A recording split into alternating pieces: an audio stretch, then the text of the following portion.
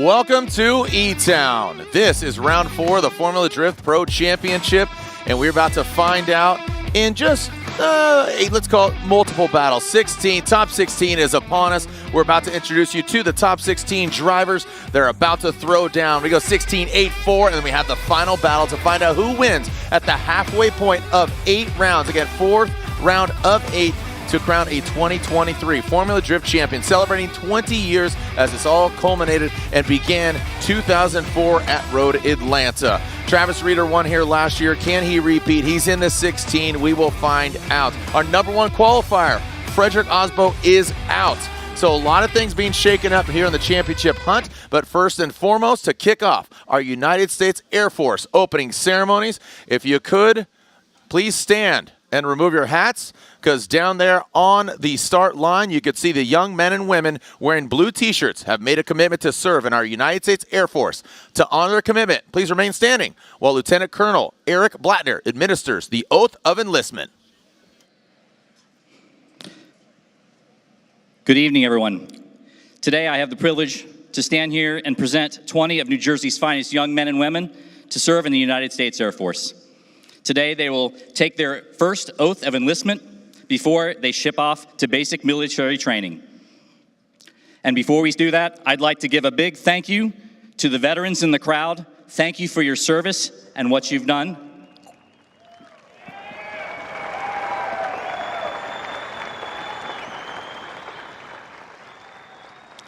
And I'd like to thank the parents, teachers, and community that have done a fantastic job raising these young men and women to get them here today where they are, and about the time where they're about to embark on a wonderful adventure in the next coming years in the United States Air Force. With that, we'll do the oath. Raise your right hand and repeat after me. I state your name. Do solemnly swear that I will support and defend the Constitution of the United States, and that I will bear true faith and allegiance to the same, and that I will obey the orders of the President of the United States and the orders of the officers appointed over me, according to regulations and the Uniform Code of Military Justice. So help me God. Congratulations. Thank you so much, Lieutenant Colonel Eric Blattner and the young men and women committing themselves to the United States Air Force. Now, please remain standing and remove your hats as we have a mother-daughter duo, Denise and Ashley Pettit. The Pettits have distinguished careers on Broadway, movies, radio, and television. They have performed at the White House, and they travel the country with their original variety show. They are Formula Drift fans and wish everyone a great race. Oh, say, can you see by the dawn's early light what so proudly we hailed at the twilight's last gleaming, whose broad stripes and bright stars through the perilous fight o'er the ramparts we watched were so gallantly streaming, and the rocket's red glare, the bombs bursting in air, gave proof through the night that our flag was still there. Oh, say does that star-spangled banner yet wave o'er the land of the free and the home of the brave?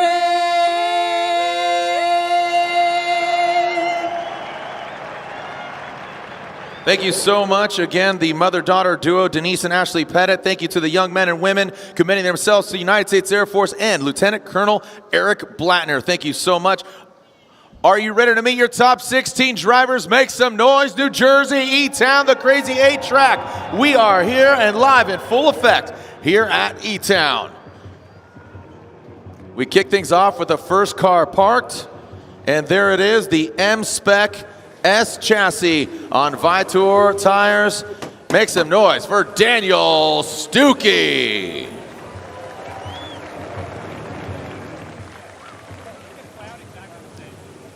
Next up, this gentleman has given Moderns hell for a couple rounds and you know what? He got second place here last year. Can he better it? The Garagistic BMW Vitour E36. It is Rome Charpentier.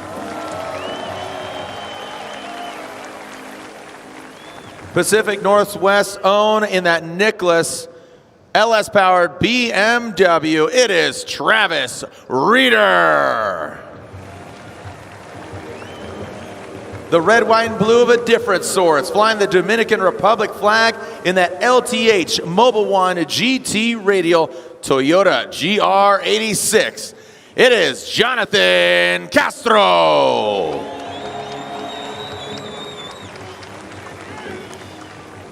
Next up, second overall in the championship last year, winner at Long Beach round one, currently third in points. In that Borla exhaust, Heatwave Visual Lean Customs, the Beast from the Bay, 777, Matt Field.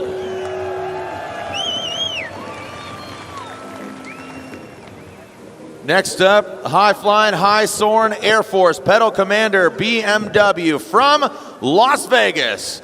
The one, the only, Brandon Sorensen.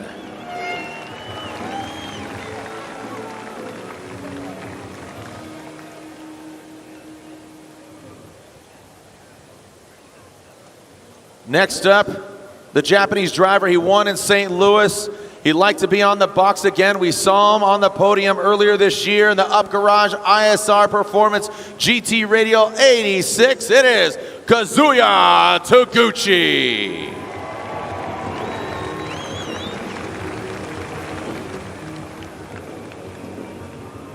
The gentleman from New Hampshire, he started out here, and look at that, he's got his wife, he's got his son here in the building for their first ever FD round. Again, number 2 qualifier. This gentleman going for the championship, currently 10th in points in the Rain-X Toyota GR Corolla on Nitto tires. The Rockstar pilot, that is Ryan Tuerck.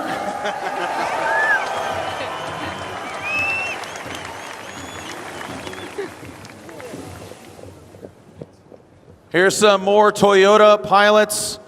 Piloting again a FD veteran, the OG, the Monty's 3s Racing, Toyota GR86. It is Kenshiro Gushi.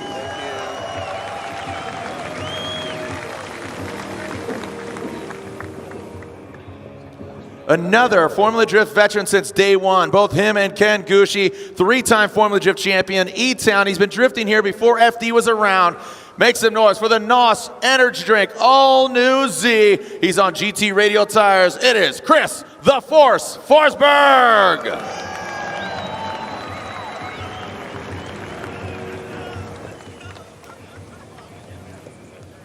Coming up next, you're going to see 3 Ford Mustangs, all of them here in the top 16.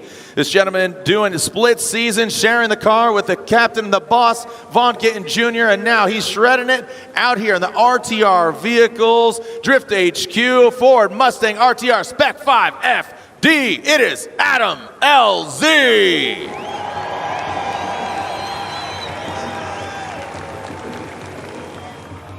The second vehicle of the trio of RTR Ford Mustangs, the 3-time champion. He is back in the building. He is part of that AutoZone Mustang RTR Spec 5 FD as well. Can he get another championship, the first ever to have a 4-time champion? It is James the Machine Deane.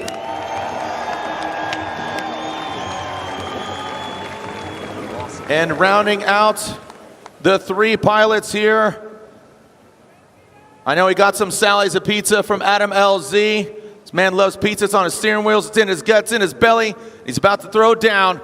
Originally from Philadelphia, Pennsylvania, the Pennzoil Mustang RTR Spec 5 FD. It is Chelsea Denofa. Wait, that's not Chelsea. You've changed. Nope. Yep. All right. It's a mix of Vaughn, Chelsea, and yeah. Again, ate so much pizza. Coming to us from Brazil. In the Monster Energy Corvette, the sheriff is in town. It is João Barion.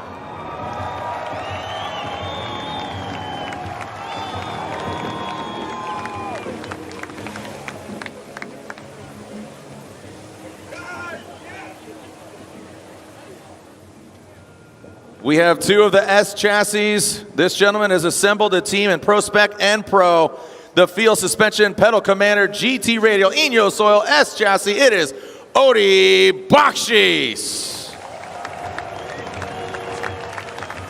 Representing Lithuania, Southern California, and now representing Norway. First time in an S chassis, first time driving the supercharged LS.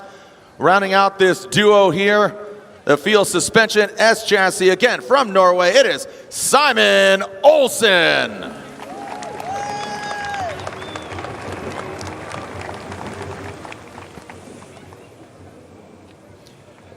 We saw him get the win in the very wet conditions last year in Orlando. His good friend Travis Reeder got the win here. He's trying to better it. How's he going to do here in the Permatex GT Radio Rain X Royal Purple BMW? It is Dylan the Dozer Hughes.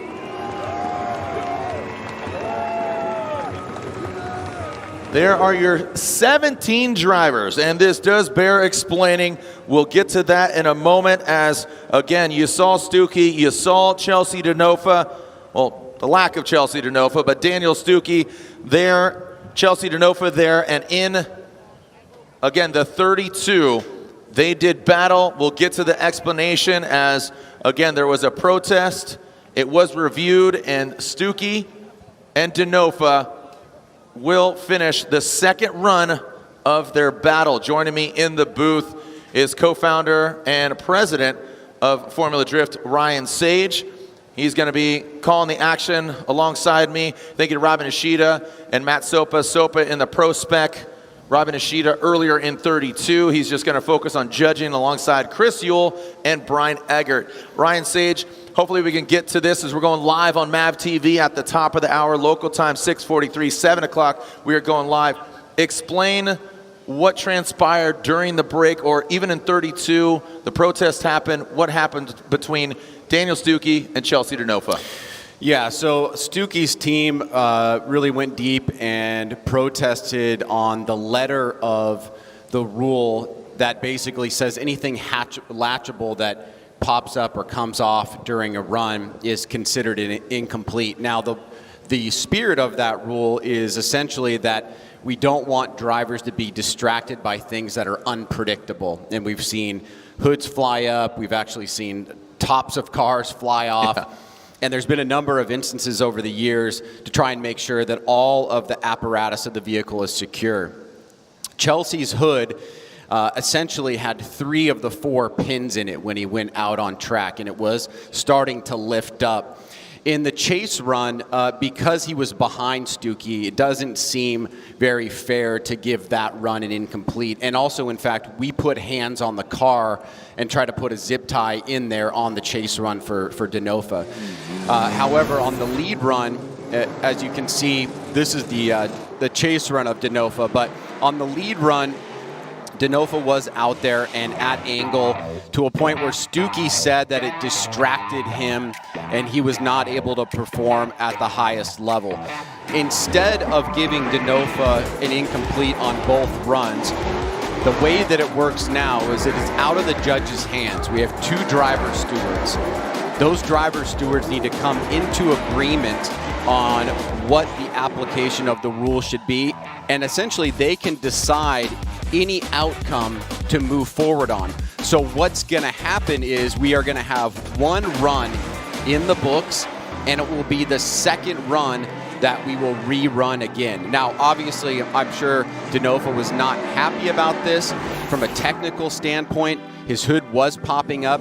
I personally don't think that meets the standard of coming off and being a distraction, but I'm not a driver in that position, and by the letter of the rule, you can understand why his team protested. So the meeting in the middle is that there will be no incomplete for the run where Denofa was in the chase, but for the lead, there would be an incomplete, and that run will be run again.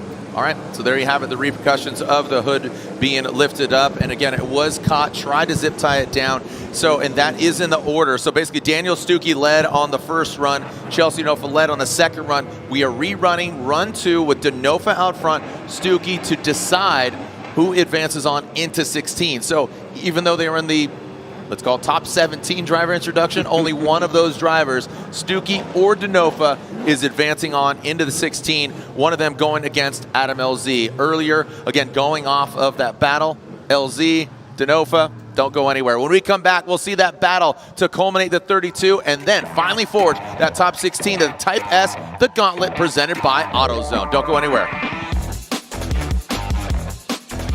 Link ECU. We know what it takes to win. Pushing boundaries, performing under pressure, and having the best people on your team.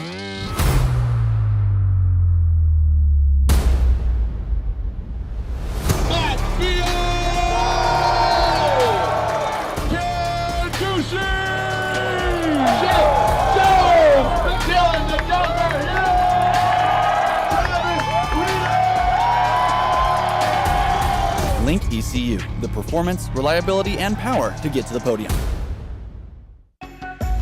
One bottle, so many great things. When your engine reaches 75,000 miles or more, like on this truck, years of carbon buildup leads to reduced fuel economy, increased wear, poor acceleration, and higher emissions. Max Restore is specifically designed for high-mileage engines with quality PEA and proprietary detergents to remove those stubborn legacy deposits. And it includes a friction modifier to reduce future wear in the upper cylinder of your vehicle's engine. Restore performance and protect your high-mileage engine with Royal Purple Max Restore.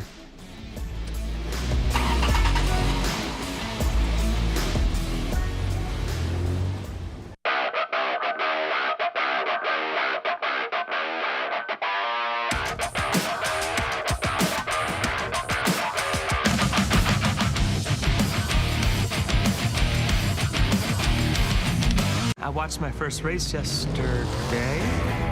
You're on the team, kid. It's orientation day.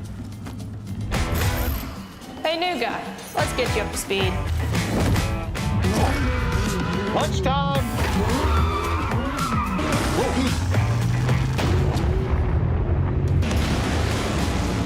Your workspace is ready. Looks like you got a corner office. Be part of something greater. Toyota. Let's go places. NGK makes ignition coils. Why? Because we prefer a running partner that can keep pace. We know ignition, and since our spark plugs don't run alone, we put some of our energy and expertise into making better coils. NGK ignition coils are engineered to OE durability and performance. And because we race to win, we improve the design, testing, and validation of our coils for better performance. NGK spark plugs and coils, better together.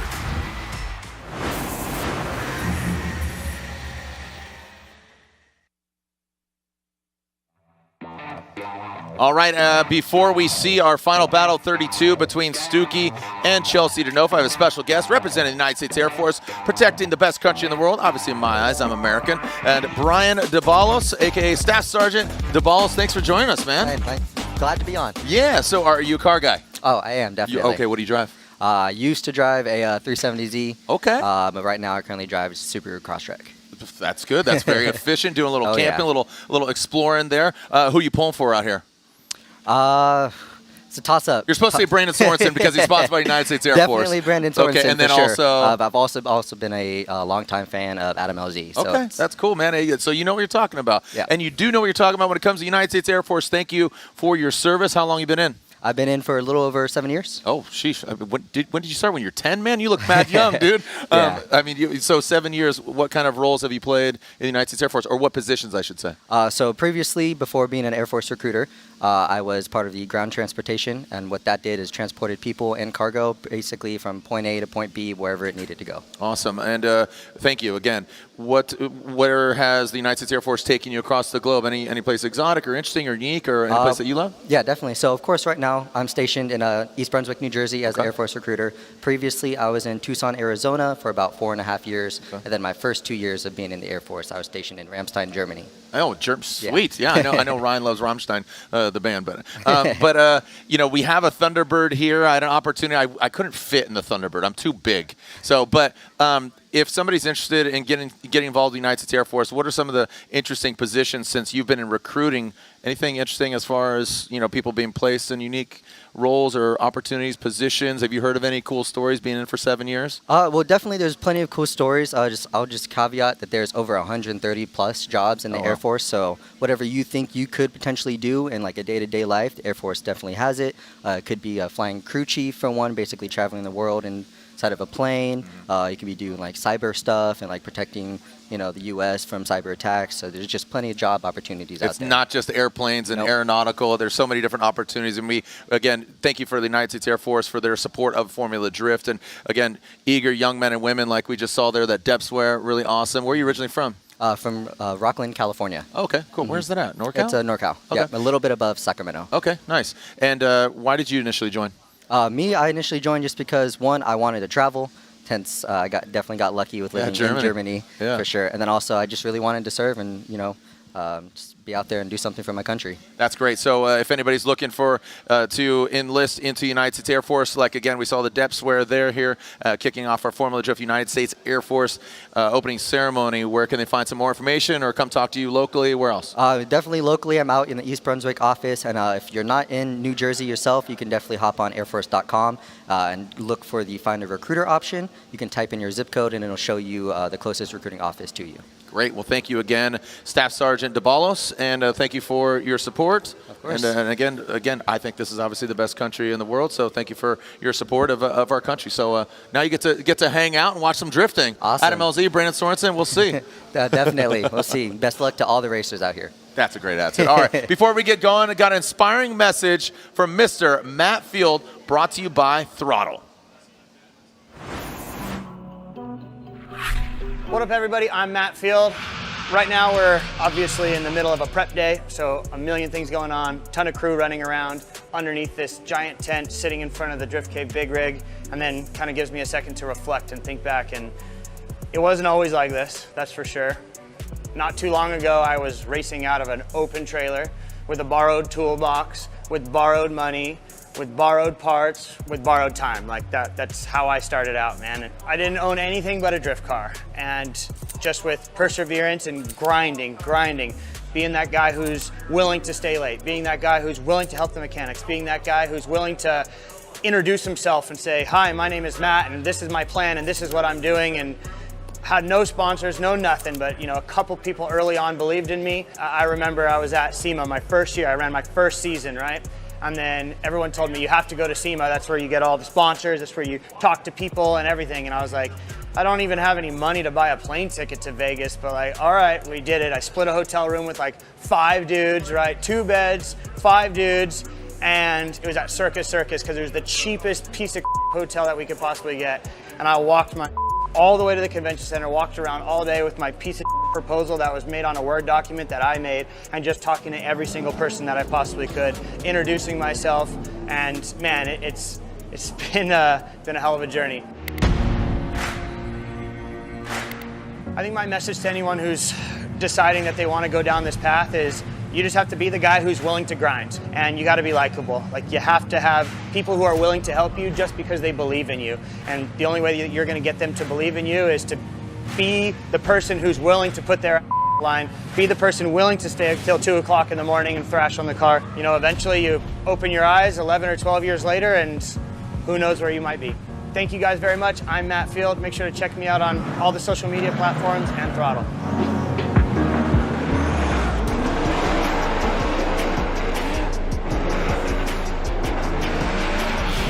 All right, some great words there from Matt Field as we are looking at a sight lap here. And again, this is the final battle of top 32, and I should say the second run of Denofa and Daniel Stooky. If you're just joining us here, the situation here is this is a sight lap between Stooky and Denofa, second run, because on the run, basically Chelsea Denofa's hood was slightly cracked. One of the basically hood pins of the four, right? One, that front right was lifting up. Daniel Stooky had a protest saying that was basically, it was, you know, bothering and it disrupted, you know, the drifting. So we are going to have the second run of this battle. The protest came in, the driver's steward assessed it, said, okay, it's not an incomplete. It did disrupt Daniel Stooky, so we will deem it a rerun. So here we are, the second run. Obviously, we're going to have to take a look at run one compared to run two, or not we, but the judges, talking about Robin Ishida, Chris Yule, and Brian Eggert. So we are running the second half of this battle in the Rockstar Energy Drink Top 32. So again, I might have said their names in the top 17 driver introduction, and only because these guys have to run their second run. Joining me here in the booth is Ryan Sage. So here we go. Chelsea Denofa comes out of the gate in that Penzo RTR, and that is a restart. Of course. Right. So that is a restart there for Chelsea Denofa and Daniel Stooky. We are going to be live on MAV TV. All right. Let's take a look. Yeah, I think you pretty much got everything right, Jared. The one thing I want to emphasize is the first run is a scored run. The second run is as if it did not happen. And so with Chelsea being the lower qualified driver, that puts him in the chase position on the second lap, and that's the lap we're going to see here. A beautiful day. During the halftime break, we saw rain. It came down pretty good, and hence the sight lap and letting them take their second or their sight lap before their second run. I know we were out there during halftime. I was out there interviewing Chris Forsberg, and the rain started coming down pretty excessively. You could see even the water accumulation right there through the start. So I don't know officially, are we going to have sight laps for the rest of the top 16? I will confirm that. I don't think so, but it's probably possible. Yeah, most likely not. Looking over here at Pat. All right, here we go.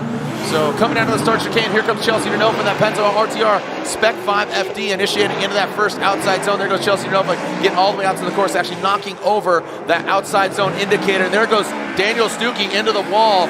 And here goes Chelsea Denofa as Stooky gets lost. He hits the wall. The frustration sets in for Daniel Stooky. Chelsea Denofa into that last and final outside zone. He's flirting with that wall. And I got to assume that's all she wrote with an incomplete there for Daniel Stooky. Goes into the wall, and that's kind of a little bit of insult to injury there, unfortunately, for Daniel Stooky. Hopefully we'll get a quick verdict here and get Stooky off course, Ryan.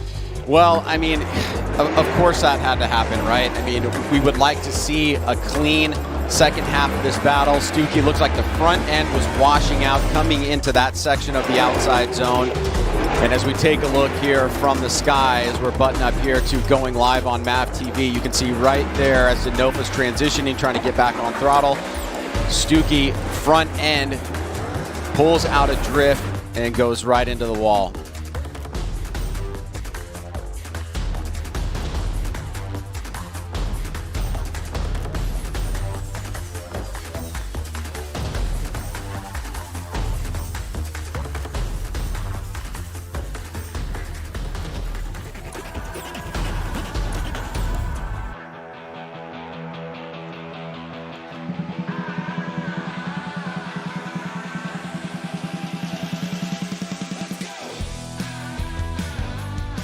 And there it is. Chelsea Denofa gets the win. Chelsea Denofa gets the win, advancing on to the top 16. So the outcome that we saw earlier, that's how it's going to stay.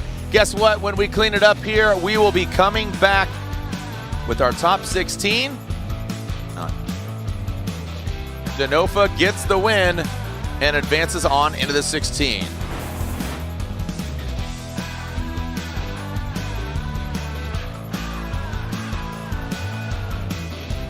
The Rockstar Energy Drink Top 32 has culminated, and now we enter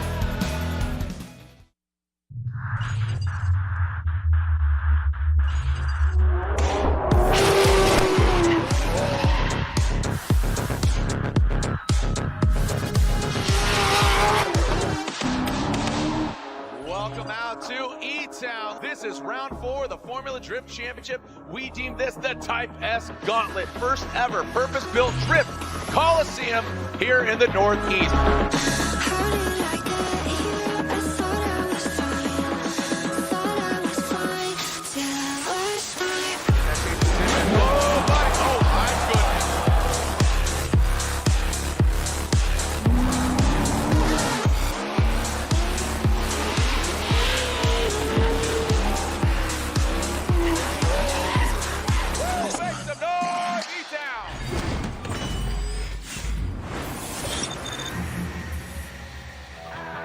Welcome to the Garden State. This is New Jersey, and this is Englishtown Raceway Park, aka E-Town, aka Grade 8, also known as Round 4 of the Formula Drift Pro Championship.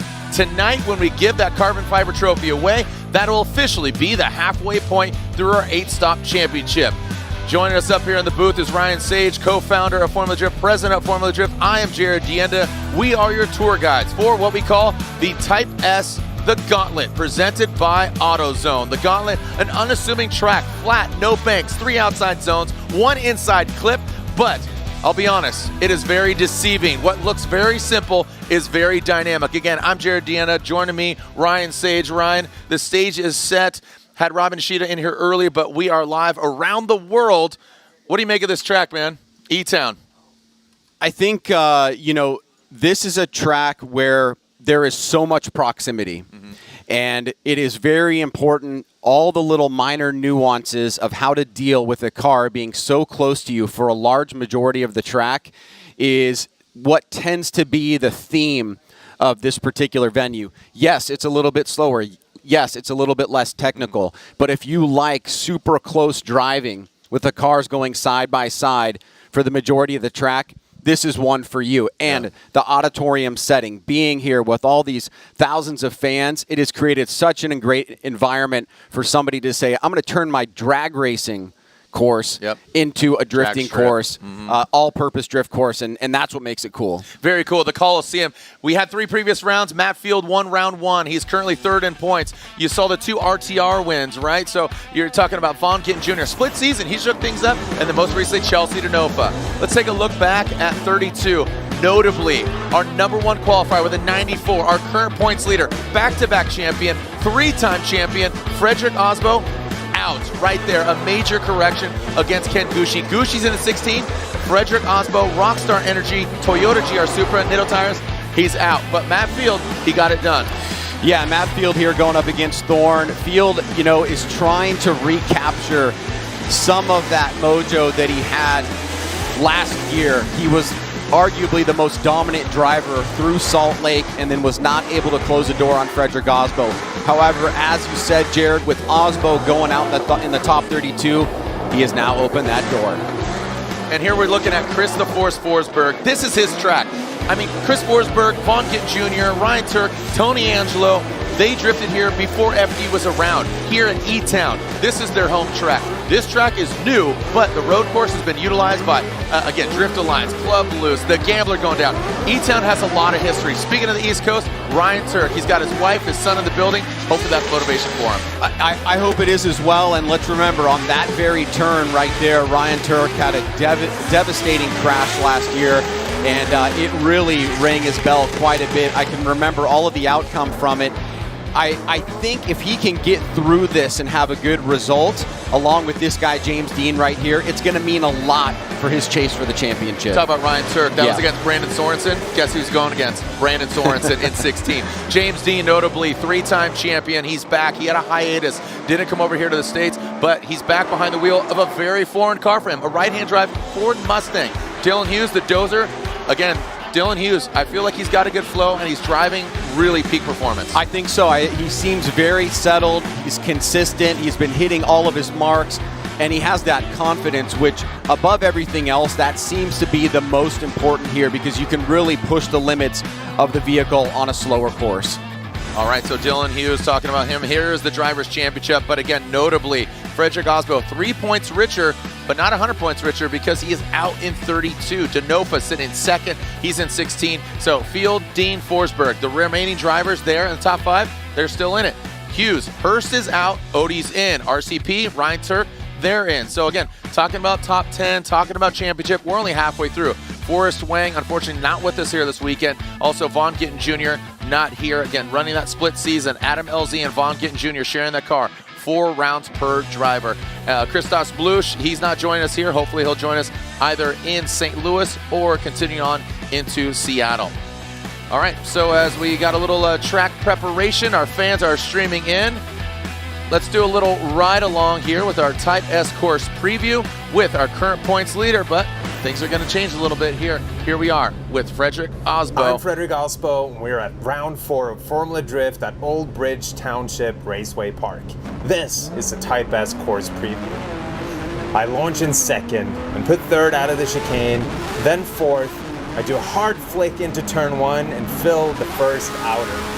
I look into turn 2, transition, and try and get to the start of the outer. Then it's a balancing act of throttle and left foot brake all the way through. Start aiming for the first and only inner clip, then hard transition back into turn 3. Stay in the throttle all the way through, then a hard flick across the finish line. I'm Frederick Osbo, and this is the Type S course preview.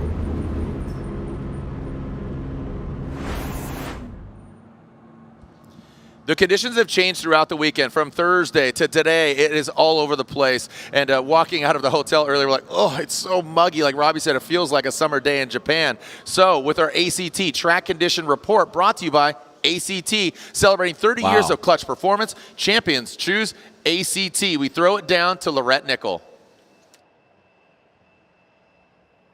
A lot of people, when they hear in racing, they hear about laying some rubber down in the track coming in or adding grip, but it's not really to the extent that we see in Formula Drift. These cars lay down rubber in kind of a horizontal pattern. It seems to stack, especially a track like this where E-Town, they run the Gambler events, and they probably put down 10,000 laps since we've been here last. So this rubber does not leave, and when water gets on it, it just builds and it turns into ice. So when the car's on line where it's supposed to be, it's really tricky to kind of control the vehicle, especially in the chase position when you're not exactly perfect with the other car. So you kind of just got to do your best and try to keep the car as stable as you can do. You know, it's a real tough wrench. Right. You know. Yeah, absolutely. And so going into outside zone 1, when you have to be perfect there, if you make any mistakes, can you recover from that? Yeah, outside zone 1 this weekend is going to be super tough because I feel like it's a deciding factor in the lead and chase for a lot of these battles. Getting it outside zone 1 in the lead position is almost mandatory, and if you overcook in 3-wheel, it's really easy to get the car upset and really mess with the chase driver. But also, if you come up short, it ruins your line and outer too. So it's kind of a toss-up, and you kind of pick where you want to make compromises and do your best. Yeah. All right. Well, this is Travis Reeder. Thank you so much for your insight for our ACT track conditions. All right. Thank you so much, Lorette. Again, ACT track condition report brought to you by ACT. Celebrating 30 years of clutch performance. Champions choose ACT. So we are doing a sight lap. And for those that are just tuning in and understand, what's a sight lap? Well, a sight lap is basically saying, hey, we're going to let you kind of dip your toe in. Well, obviously not your toe. You're going to go in and send it because you're testing the conditions of the track. During our halftime break between 32 and 16, a substantial amount of rain came down. Yeah, it hit for, probably only 5 minutes, but it came down in buckets. So it soaked the course a little bit. Hopefully it dries out. We're going to assess. When we see smoke come from the cars, that's a good sign. It is dry. Here's how our Royal Purple Top 16 bracket is shaped up. Royal Purple, the synthetic experts, the official engine oil of Formula Drift. First battle we're going to see is Odi Bakchis. You can see the smoke in the air. That is a sign of a good time, meaning we're going to see dry conditions. We're going to see some smoke. So will we have sight laps moving on? That is TBD. Again, want to make sure that, Matt Field, he had a great interview with Lorette earlier, and he says, hey, we interest Formula Drift. They want to have the ideal conditions for the drivers. The drivers want to have, when it was wet, they have wet conditions. When they have dry, they have dry setups. So they want to make sure that they have the equally matched setups to the track conditions. No, totally. And I think also, too, Travis Reeder really hit on it very well. There is so much rubber laid down that any moisture on top of that becomes extremely icy. And so making sure the drivers have predictable conditions is important. Here we go with our first battle of the Royal Purple Top 16. We got the field suspension, GT Radial S chassis. That's Odi Bakchis out front. Ken Gushi in the chase position in that red 86. Here we go. Looks like Bakchis filling that the second outside zone. Look at the smoke being kicked off. So again, looks like we got a dry course, my friends. Knocking over that inside clip. Now into that final outside zone. Filling all that zone. You could see denoted the zones there, Ryan. We want to elaborate for those fans coming in. Where are the zones? Where's the inside clip? What are they trying to accomplish? Line angle style.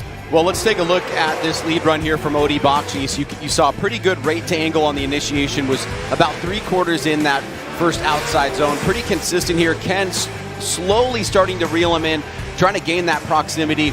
Overall solid performance here from Bakchis and Ken Gushi, but we have not seen Odie explode in the way that he has in previous seasons just yet. And perhaps this might be the round that he can have a breakout event and go on and get a podium. He's got to get through Ken Gushi first, who now has the lead.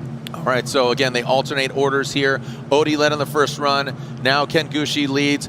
Alternating positions. You want to fill those 3 outside zones. On initiation, you want to go quick rate to angle. You're going to have some decel areas. Naturally, when you transition into the outside zones, there's that one singular clip. You need to drift past on by at angle. Here we go. Ken Gushi initiates in that first outside zone. Gets all the way to that course edge. Well done there by the Monty's 3 Racing Toyota GR86. Odie backs off a little bit, but now he lunges forward. Again, showing a little bit of dominance there. He doesn't get all the way out in that second outside zone. Now he's going to transition into that front clip. Narrowly going by it, not glancing it at all. In that last outside zone goes Ken Gushi and Bakchis. They power through the finish line, and that right there is our second run from Bakchis and Gushi. That was really a needle-threading lead run from Ken Gushi, especially on the last 2 zones, having those wheels right at the edge. Take a look at this. That's a pretty quick rate to angle all the way to the edge of the zone. Odie trying to manage his way through the smoke cloud. I think one of the most important aspects of this course is being able to manage the grip levels of your car against the competitor that you are going up against, in whether it's the 816 or whatever. If you surge too far forward, lose angle, have to back off, that's going to be treated differently than being door-to-door with the driver and be able to make those tiny manipulations that keep you at the same angle, same line as your competitor. Ken is giving a really good lead run for Bakchis to chase. The question will be, did Odie take advantage of it in such a way that showed dominance relative to Ken's chase? You know, you talked about Odie exploding, right? And it seems that Odie has these kind of peaks and valleys in seasons. Remember, like, it was like he'd go out and win, and then boom, explode an engine, come back and win, and so peaks and valleys. Maybe his tempered approach is the approach that's going to get him the championship this year. You know, coming into this round of competition, Bakchis currently sitting 8th in points. You know, maybe just kind of slow and steady. And like I always say, you know, Chris Forsberg, you know, never won an event but won a championship. Here we go, one more time. Here we are. So either driver A or driver B. Do you agree with that call? I kind of saw that coming, because I certainly think Ken won the battle of the leads if you're looking at it from that perspective. And on the chase, Odie definitely had much more surging and longer duration of proximity. It was not as much, say, consistent angle, but I think that overrides it, and so therefore I think one more time is justified. We have 3 judges every round of competition. We have 4 judges in total, but they rotate through. So our 3 judges, oh, look at this. We got hands on deck for Forsberg. That's not a good thing. We got the race hammer out, seeing Jimmy bang away there. But back to our judges. We have 4 judges rotating through, 3 each round. So our 3 judges this round, Chris Yule, you got Robin Ishida from Japan, and Brian Eggers from Richmond, Virginia. All right, so I'm assuming this is a sight lap. This is a sight lap for Kazuya Taguchi and Simon Olsen. Kazuya Taguchi got the victory in St. Louis last year. He's been on the podium, not winning, but getting 3rd place earlier this year. And let's break down the course here, Ryan. Again, for those fans that are just joining us or unfamiliar with Formula Drift. Decel areas denoted by the red, but also inside, outside. What do we got?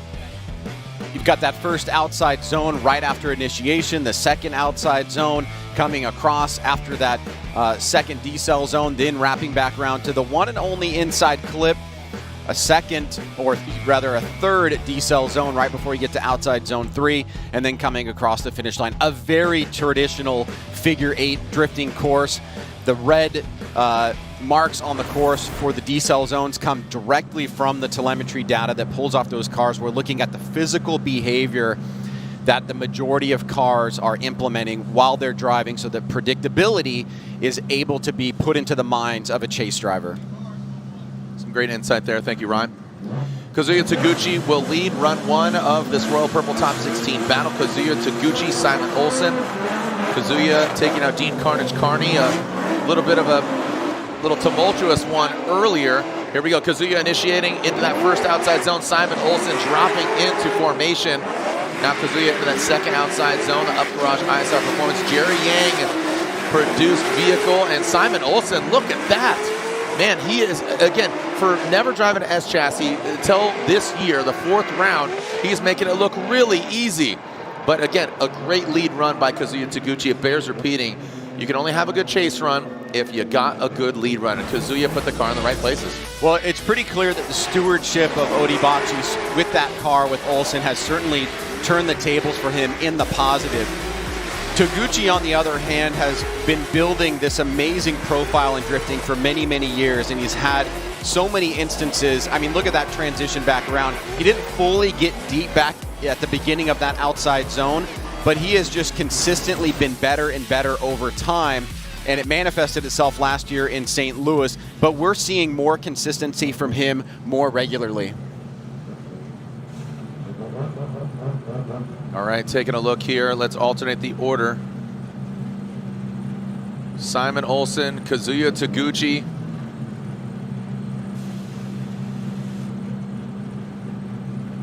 Simon Olsen leading. Taguchi giving chase, waiting. And there we go. So you can see the lights both on the wall and right in between the drivers. Once they extinguish, they're allowed to leave the line. The chase car can actually leave the line prior to the lead car, but the lead car needs to wait till they extinguish. Simon Olsen, big nasty angle. That first outside zone, hits it and quits it. And Kazuya Taguchi, you can see him nosing in. Simon Olsen, big massive angle. That second outside zone, that allows Kazuya Taguchi. I mean, these guys are looking almost identical in their lead and in their chase. And this is going to be a hard one. I mean, here we are splitting hairs, Ryan. You know, we had that one more time between Gushi and Odi, and here we are, Olsen and Taguchi. And I think this is the shape of things to come, man. You know, look at that. See a little fist bump there for Simon Olsen, and look at that, all hands on deck in the Forsberg Racing Camp. The points of difference on this track are going to be very important, so to speak, because once, as we said in the open, proximity is going to be around the majority of the time. You know, the drivers are driving at a slower speed, and really it becomes about managing your line and your angle as a chase driver. Olsen right there gives a great lead run to Taguchi. Taguchi gave a great lead run to Olsen. And now what the judges are going to have to do is dissect little small nuances to see if that swings their favor in one driver over the other. And in this case, you can see there's a lot of similarities between that last battle. Both of them had a little bit small mistakes, could have been a little bit deeper in the zone, maybe could have had a duration of proximity a little bit longer, but overall, if this is what we're going to be getting for the top 16, imagine what it's going to be like in the Grade 8 and Final 4. It's a great showing here by both competitors. Yeah, that's why I said just, you know, where this is, I think the driver's going to have to beat themselves in order for the other driver to advance on. You know, everybody's just going to be pushing it to the limit as we look at our BC Racing Go for Gold side-by-side. BC Racing, the official suspension of Formula Drift. Yeah, you can see here Taguchi on the left in the lead, on the chase in the right. If you're a judge at home, what are you looking at? Where are the points of difference? Is there anything for your standard of a one more time or driver A or driver B that makes you get the intuition to go one direction or the other? Very close battle here. All right, you see, again, Japan versus Norway. And now Chris Forsberg's team, again, there's Jimmy, there's Jason, they're working on the car. Truth be told, I think these one more times might be helping Chris Forsberg here. Taguchi and Olsen, oh, we're seeing it. Oh, Simon Olsen. Simon Olsen gets the victory. So Simon Olsen with the fist bump and fist pump. Here, real quick, elaborate there on Simon Olsen. What do we got, Brian? Can you talk to me? Nope. So Chris Forsberg was under the car. I heard that there was a broken diff and you guys have changed the subframe. What's happening? Yeah, we found a crack in our differential, so we swapped the whole subframe because it's faster than swapping the differential itself. I'm very out of breath. I gotta get in the car because I think we're up next. I think you are coming up. Thank you, Chris, very much. Guys, it has been chaotic down here. All hands are on deck. Jimmy came down from the spotters booth, and as you heard Chris say, they swapped out the subframe. They have the new one ready to go, even though that was for a broken diff. And yeah, this is the new system that they have to implement. Jared? Thank you so much, Lorette. Again, all hands on deck, some thrashing there. So, sorry, trying to get a response there from our judges. But unanimous, Simon Olsen gets the win. And Lorette Nickel with some great insight there. Moving on, we do have that one more time between Gushi and Odie. Don't go anywhere. When we come back, some more of the Royal Purple Top 16 here, round 4 of the Formula Drift Pro Championship.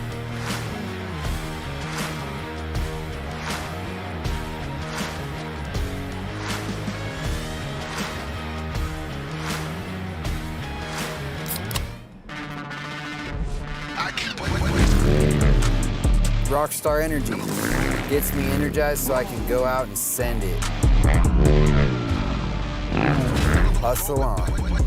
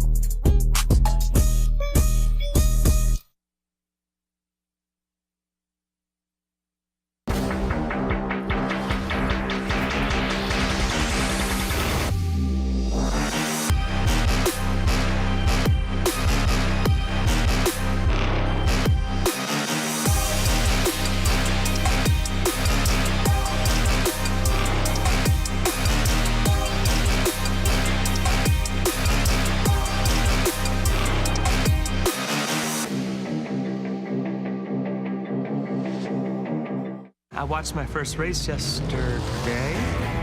You're on the team, kid. It's orientation day. Hey, new guy, let's get you up to speed.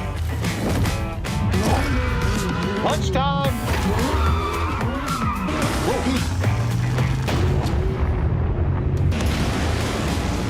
Your workspace is ready. Looks like you got a corner office.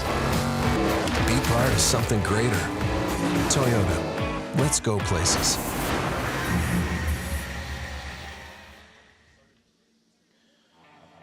And there we are seeing the three-time champ. He drifted here at E-Town back in 2003, and here he is going for another championship. He's a three-time champ. Could he be the first four-time champion? Osbo, he's knocked out a three-time champion, James Deane as well, but guess what? Regardless, if you want to win a championship, you got to pull to that line. You got to run what you brung. Throwing on those OMP gloves. Here goes Chris Forsberg. Looks like his team getting the car back up and running. He should be either our next battle coming up soon. There it is. So Odie Bakchis, Ken Gushi, we're going to see them run one more time. Too close to call. The judges said, all right, across the board, let's see him run again. Next up, Matt Field, Jonathan Castro. Then you can see after that, Forsberg and RCP, Rome Charpentier. Right now, the course is hot, but it is a sight lap. The sight lap, because of the rain at the halftime break, you know, seeing some big fluffy clouds. They came in, it dumped for like 5 minutes, hit it and quit it. But unfortunately, you know, at that ACT track condition report, as you said, Ryan, Travis Reeder had some great insight. A lot of rubber being laid down. When you throw some water on top of that, it's slick. It's like a slip and slide. Oh, totally, So, yeah. And it's all completely concentrated in areas where you don't want to slip, like into a wall, for example. Yeah. Matt Field, second overall in the championship last year. Speaking of wet, speaking of moisture, Matt Field, went into the wall in Irwindale, California, the final round in the hunt for the championship. Don't remind me of that time frame. I'd like to get that out of my memory. It happened. It's in the past. It's in the past. Show me on the doll where they hurt you, Ryan. Yeah. Ryan's got PTSD from FDIRW. So, all right, here we go. The Beast from the Bay, Matt Field going against Dominican's finest, Jonathan Castro. Here we go. Whoa, big entry there from Matt Field. He does exceed the course track edge. That looks like it threw off Jonathan Castro. Could that be too big of a blow for Castro to come back? Again, we're going to have to assess on how aggressive. Look at that. Looks like a little rubber that's on the side there from that Borla exhaust Corvette. All right, let's take a look. That was a really insane and aggressive initiation from Matt Field, and props to Castro for staying right up alongside of him. It may be the case that he has a mechanical, and Field does drop a tire. I don't think that it's an overly aggressive drop. It was the left rear went off course. He did go, definitely would be a deduction on line in qualifying. But here we see Castro coming out of drift altogether, and so whatever may have been analyzed from Field on the initiation, after the contact, you can see that he basically stopped drifting. Now, we'll have to get an assessment from the judges. I can already see the replay machine going on over there. Interestingly enough, the behind the scenes for us is that we have a replay machine for the judges where they can isolate any of the cameras that we have that are shooting footage and content, and they can go back and analyze what they're looking for specifically, time-coded to any part of the battle. And so that's what they're doing right now. I can see over their shoulder, they're looking at the initiation, they're taking a look at Castro, they're trying to look at the severity of what took place there between both drivers and whether or not there's something that can give them clarity on how to make that judgment. Seen a lot of tire debris there, dropped a camera there on initiation. How we doing out there, Jersey? Make some noise, stomp your feet, make some noise. Let me hear you stomp your feet. Let's get an earthquake going here in New Jersey. Come on, stop them. I see a couple, y'all. All right, Jonathan Castro parking it. What went wrong here? Okay. So there we go. You can see Matt Field initiate, and they are saying there's no contact, Ryan. So what I thought was rubber on the side of Matt Field's door from Castro, that was not. Where did you hear that from? I'm hearing Ryan Lontaine. I thought he said there was contact. Was not. No contact. Okay. All right. I'm glad I heard you correctly. Independently, though, it does sound like that Castro had a mechanical on his own. So, I mean, that's going to be an incomplete for him. And unfortunately, he will have a very large deficit to try and overcome in that second run. He could use an NGK competition timeout, which I assume he is going to. Or, no, looks like he's just going to, or no, might be heading to the pits. Excuse me. We'll find out. And it looks like, what is a competition timeout? Well, each team and driver has what's called an NGK competition timeout. That is a 5-minute allotment, and the clock begins as soon as hands are on the car. So you see Castro making his way back to the pits. He's going back to that Papadakis Racing camp. And they will, once they get hands on the car, you'll see somebody, an official with a 5-minute clock. And then they will, again, have 5 minutes to get their car up and running and to the line. So the NGK competition timeout. Do spark plugs time out? They sure do. And timely spark plug replacement not only prevents fouling and provides the best engine performance, it ensures less repair time and can save you money on necessary repairs. Visit ngksparkplugs.com to learn more about OE suggested spark plug intervals and find the best plugs for your engines. NGK, the ignition specialist.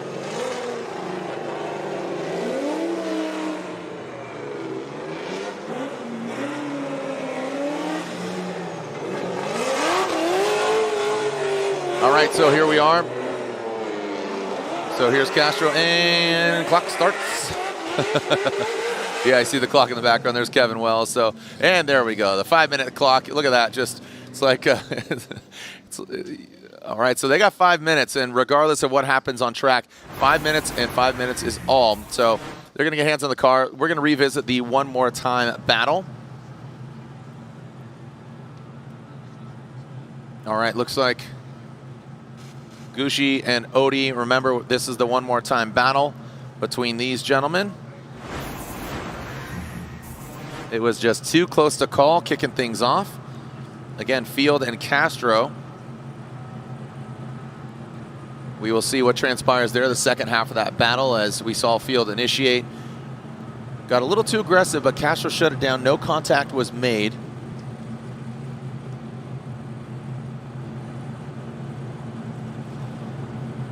All right, opening the door. It again, we've just seen 95% humidity. You saw that track condition report. Just coming out of the hotel, it was definitely muggy. The wind now kicking up, so that's going to help cool things down. But the elements definitely showing up today. And we are sending cars. No sight lap here. This is a run one here in our Royal Purple Top 16.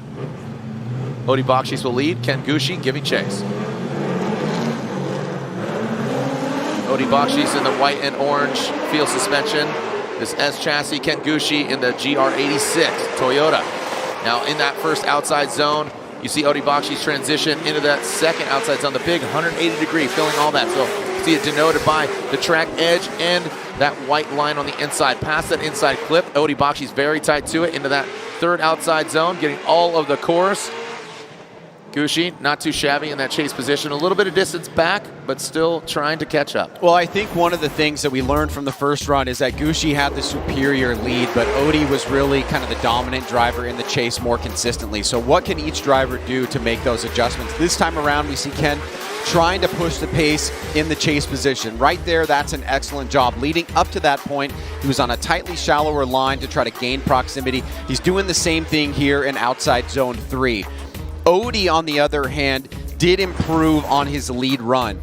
He was much deeper in the zones. He was committed to entering the zone at the beginning and leaving at the exit of the zone.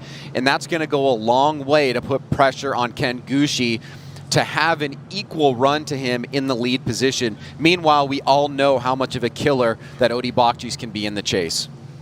Yeah, he has just, created one heck of a, status of how good he is in the chase. He really, he'll grind his wheel on the door. He's created quite a personality here as, there we go, Ken Gushi. Oh, wow, throwing some sparks there. Looks like Odie Bakchis is getting just right. Oh, and looks like Ken Gushi shuts her down. So, yeah, we saw some sparks being thrown. And in that lead position, didn't look like we saw Odie making contact. Looks independent. And Ken Gushi, unfortunately, and Lorette was talking to him earlier, and they were talking about the car being a kind of a ticking time bomb, and how long is this engine going to last? So, and here we are taking a look at the clock for Jonathan Castro, the other Toyota GR86 in competition. Yeah, if you followed the story for Ken Gushi since he's in the position that he is now, running his own team, you know that there's been times where a 67-cent part has taken him out for the weekend. There's been times where mechanical issues have taken him out for the weekend. Is this another example of that? Let's take a look here. Odie surging to the backfield, maybe even rubbed. And then right here you can see Gushi just unwinds it. And that looks to be something wrong with the car, not as a result to any damage that may have been sustained. The right rear was tapped, but it looks like Ken felt that he could no longer move forward, whether it was a power issue or something else going on with the car. That at least seems to be the first intuition that I have, is that there was something wrong with Ken's car, not necessarily as a result of getting hit. You can see that the right rear is turning and it's doing the whole stuff and blah, blah, blah. But yeah, oh, he is saying sorry? Interesting. Yeah. All right, so it looks like, I was over here, I was playing baseball. I don't know, I don't play baseball. No, it's like the bad lip reading. What'd you do here? So they're all he's like, so I won, right? Yeah. So everything, that's cool, but I won, right? Yeah, Odie Bakchis There it is, gets the win. So again, great sportsmanship there. Ken Gushi saying sorry, give him a little hugs, a little congratulations. Unfortunately, Ken Gushi shutting it down. And Odi Bakchis gets the win. Congratulations. Odi gets the win. He's going against his teammate, Simon Olsen. Wonderful. Odi and Olsen. Also, remember, we got Denofa and LZ, the last battle of 16. So a lot of inter-family politics going on right now. All right, we're not going at a turtle's pace. We're ripping around here. 20 years of Formula Drift when we come back. How dare you. Heroes in a half shell. Turtle power. Tortoise power.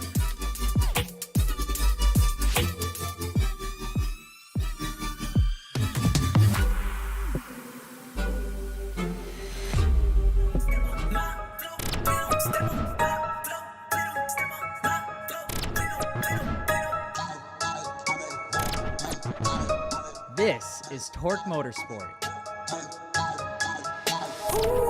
Driving too fast, I don't wanna wait. We driving the days, we stepping in late. Nothing but blind and real the tape. Let's be alive, but we gonna skate. Let's be alive, but we gonna Holy skate. You wanted to ride, you wanted to ride.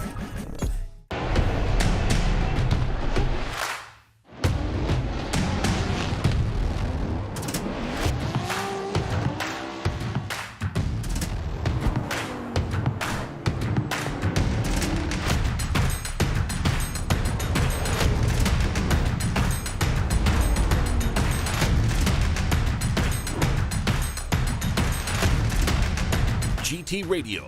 Experience ultra high performance. For 30 Formula Drift teams, our professional tire stacks crew will mount over 1,000 tires during a weekend to keep our drivers on track, competing at the highest level. TireStacks.com, the official tire service of Formula Drift.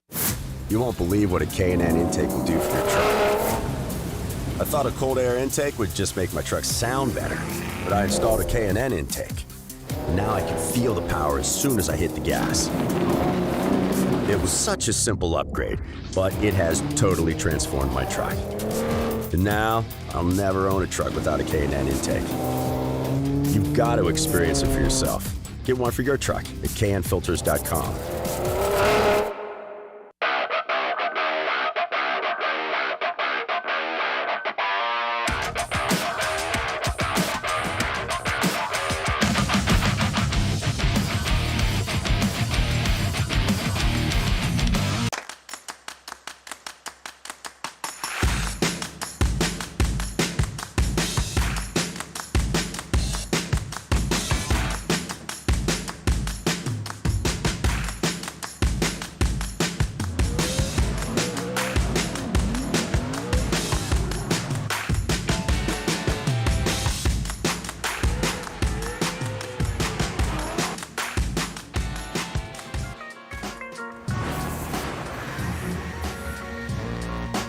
Looks like not only we're towing off Ken Gushi, but we're towing off Odi Bakchis as well.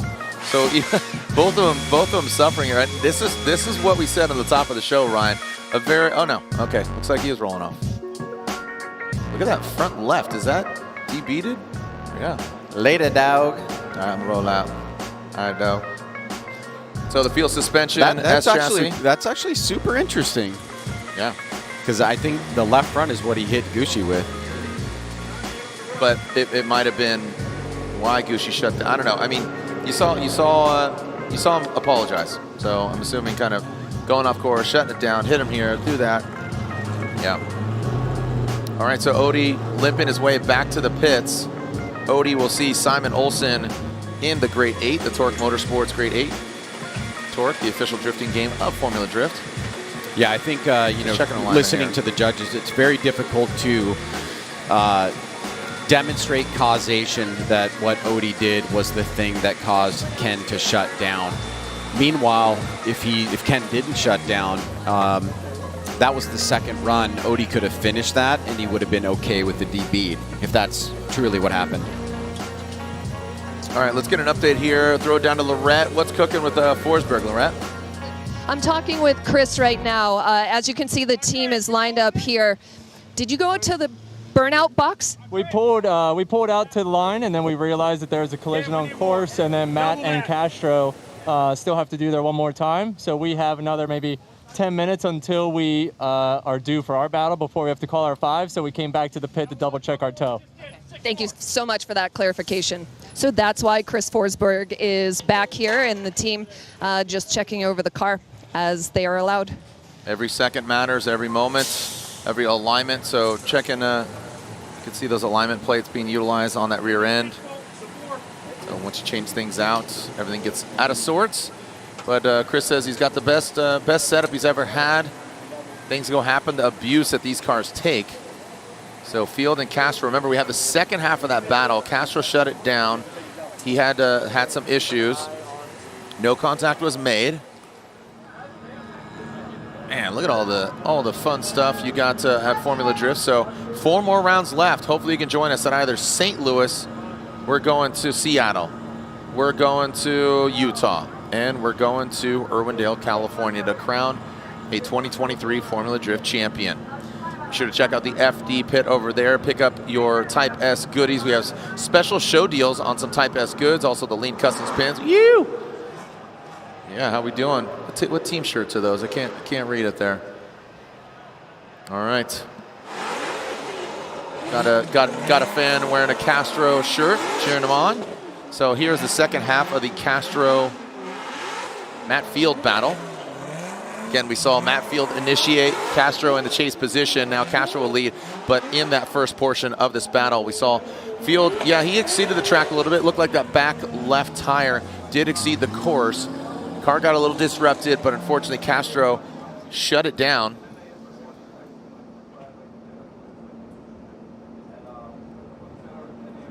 All right, so here we are. Castro will lead, Field giving chase.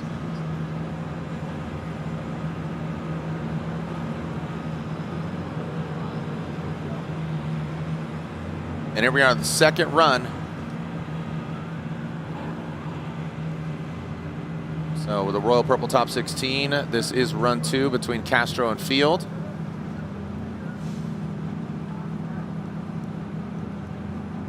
Making sure the course is clear and cleaned up.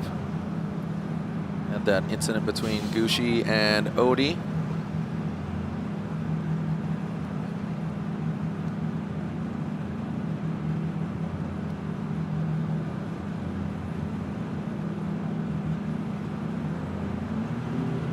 All right, here we go, taking a look. And it looks like here they come. Underneath our E-Town. There goes Chris Forsberg out back, so he'll make his way to the burnout box. But right now it is Castro and Field. Castro in that LTH Mobile 1 Toyota GR86. Quick little yank of the handbrake into the outside zone 1. Looks like he's 100% right now. Here comes Matt Field into formation. Now keep in mind, Castro got a little bit of a deficit there. We're seeing that Lean Customs on the roof. Shout out to the boys of Lean into that final outside zone. There goes Castro and Field. And again, with Castro shutting it down in the first run, he had a big uphill climb. Put down a good lead run, but just not enough. And just a tremendous secondary performance there from Castro. I mean, take a look at the line that he's drawing in outside zone 1. Entering at the right time, leaving at the right time. He's mid-deep and outside zone 2, pretty stable all the way around. I mean, this is a great job from him to try to force an error on Matt Field in some way, shape, or form, but Field is not really messing around. He is playing a pretty aggressive game here, not taking a risk that is too much to overcome or puts himself in a bad position, but not letting Castro get away from him to a point to where, you know, he's potentially risking an inactive chase or anything like that. So this is props to both competitors there for giving 100%. All right, let's make it official there. We could see the Heat Wave sticker on the tail light. Shout out to Justin and the Heat Wave gang. Lucas Oil running through the veins. Forged Star wheels on the corner, wrapped in the GT radial tires. Slide him left for Field or right for Dominican's finest, Jonathan Castro. Field gets the win and advances on into the Great 8. We've had a lot of drama and technical issues with Chris Forsberg, but now it's time to pull up to the line. He's going against Rome Charpentier, and again, if you're just joining us earlier today, Rome said front left, bashed in, hitting the alternator, back right, bashed in, down a cylinder. He says he's running with 7 holes as opposed to the V8. So he's had a lot of trouble as well in his corner. So Chris Forsberg, Rome Charpentier. Chris Forsberg, this is his home track. He's gonna be out here tomorrow for the Pro Down, Bro Down, where get all these pro cars. He's gonna be driving that Ultimaniac alongside some Pro-Am drivers.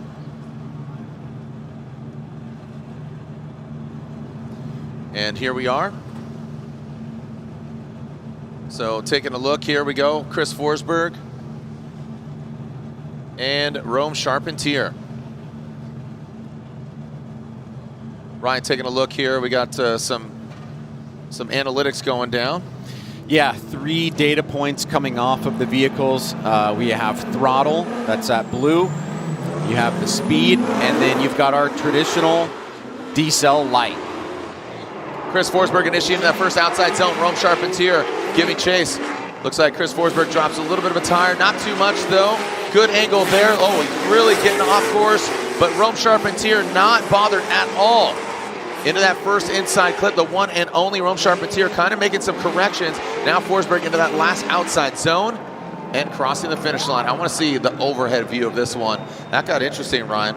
Well, Rome certainly had the most storied event of last year, didn't he, here at New Jersey, where he really gained, I think, a lot of respect for the way that he approached everything. And he's trying to back that up here, going up against 3-time champion Chris Forsberg. A lot of pressure there leaving outside zone 2. A little bit of separation, and now trying to collapse here. Gets into that zone about midway through to keep the pressure on. And now we will mix things up as Chris Forsberg will go to the chase and Rome Charpentier will take the lead. RCP, as we lovingly call him, Rome Charpentier.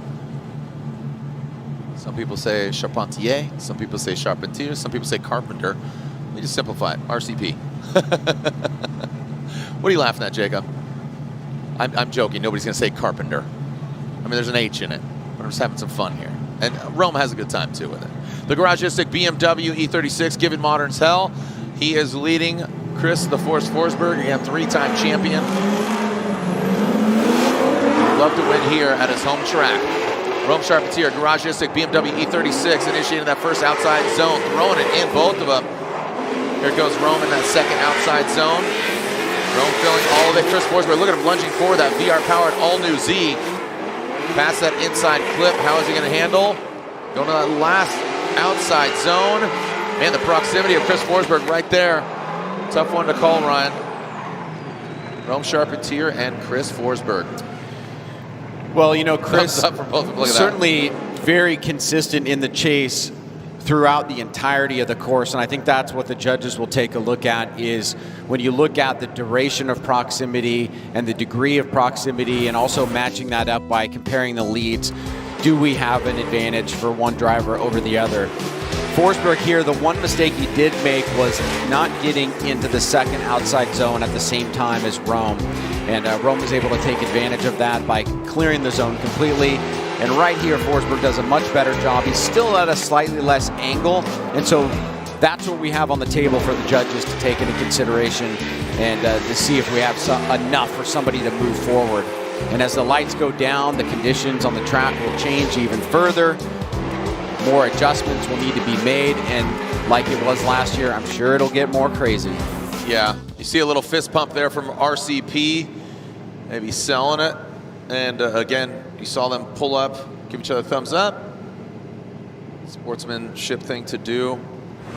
Who's going against Matt Field? Here's the BC Racing side-by-side, the official suspension of Formula Drift. So what I'm going to be looking at here in particular is just looking at the proximity of both chase drivers, because the leads had some similarities. Forsberg did drop that right rear, and we did see Rome have a couple little adjustments, like not getting as deep as he could at the beginning of outside zone 3. So do we see some major differences in proximity from the chase runs? Not just the actual proximity itself, the duration, but also was there a mimicking effect, which was something that was spoken about at length in the drivers' meeting this morning, is that the judges really want to see that mimicking effect taking place. And And look at that. And there we go. We got Rome Charpentier, and Rome Wow. Charpentier gets the win. Rome, 2-1. We had it one more time from Robin Ishida, but Chris Yule and Brian Egger say Rome Charpentier takes out Chris Forsberg in the top 16. Sight lap. All right, so we are halfway through our Royal Purple top 16. Currently in right now, we got Odi Bakchis, Simon Olsen. So kind of a inter-family bickering right there. And then you got Matt Field versus Rome Charpentier going to the other side of the bracket. Ryan Tuerck and Brandon Sorensen. If you can recall last year, Brandon aggressive into the side of Ryan Tuerck into outside zone 2. That was a big hit. So again, here we are again with Ryan Tuerck and Brandon Sorensen. No more sight laps. Track dry now. Smoke is being created, showing you that we have ideal conditions. Ryan Tuerck leading. That Rain-X Toyota GR Corolla, the Rockstar pilot, initiating in that first outside zone, that hot hatchback. So again, another driver exceeding that track line. Brandon Sorensen, the United States Air Force, BMW. Ryan Tuerck using all the course. Brandon Sorensen backing off a little bit here. Now Ryan Tuerck into that last outside zone. So Ryan Tuerck going off course, ripping up that back bumper. Well, we got through the run last year where Sorensen was in the chase and we saw that big accident. You can see Ryan Tuerck out front exceeding that line just a little bit. Great job getting into outside zone 2. Sorensen trying to close the gap here, but staying pretty consistent at about a car length and a half. Transitioning back around is Ryan Tuerck. Gets in nice and early, goes about midline all the way through, and just on the inside there is Brandon Sorensen. Looked like Tuerck did a really good job filling that last outside zone. Sorensen not getting as deep. So we'll see if Brandon can tighten it up with the clean air. He's going to be out front.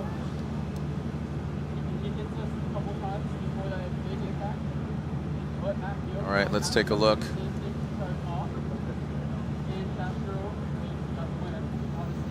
The second portion of this battle here in the Royal Purple Top 16. Brandon Sorensen will lead. Ryan Tuerck will give chase. And this is the Royal Purple Top 16. Brandon Sorensen leaving through the start chicane. We got a clean start. You can see the indicators of the momentum. And here goes Sorensen. Tuerck drops into formation. Let's see how they transition to outside zone 2. You can see Sorensen fills that second outside zone. Ryan Tuerck applying the pressure. He's right there. So talk about proximity, Ryan. Oh boy, almost gets into the door. That could disrupt Brandon and Tuerck. And then in that final outside zone, that was a really good performance, making me nervous. Again, the contact here, for whatever reason, it just really disrupts the car. You know, with it being so flat, I don't know, is it the angle? Like, why is contact onto each other just so volatile here on this course compared to others, I feel like? I think anytime you get hit, there's volatility. It just depends on the degree. So I mean, there may be something else that adds to this, but I mean, this is a much more low speed kind of contact course, right? Like you could see at the most there's 65 miles per hour on initiation, 40s as they're going through the figure 8. And as we take a look at Tuerck here on the chase, right when we got on top of him with this drone, you can actually see how precise the driving was right there. I mean, that is amazing. And to not make contact, to your point. And so Brandon here in his lead run, pretty good, solid overall. Put those two together, do we have a winner? Slide him left for Tuerck or right for Brandon Sorensen. Looks like Ryan Tuerck gets the win, and it is unanimous. Ryan Tuerck, with his son Roman in the building, his wife Shannon, gets the victory. The Rockstar Energy Drink pilot moves on into the Tuerck Motorsport Grade 8. Ryan Tuerck, number 2 qualifier, advances on. Before we move on to our next battle, Lorette, did you get any more swag? You got any more gear down there? You know I did. Simon Olsen almost lost his voice after his battle with Kazuya Taguchi, and you said you were just having the best time out here. Yeah, I was very happy with that battle. So I think I was screaming all the way back to the pits after that battle. So it was a lot of fun, and thanks for Kazuya for putting down a show. And we did the same, and this time we got the win. and yeah, super happy with that. And I think you all can hear that my voice are a little bit broken.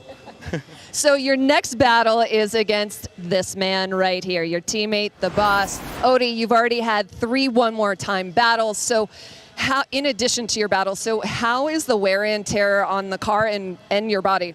Yeah, it's actually warming up, so the car's getting hot because one more time battles are tough. It's not like you do just a lot of battles, they're back to back, so there's not the ample time to cool it down.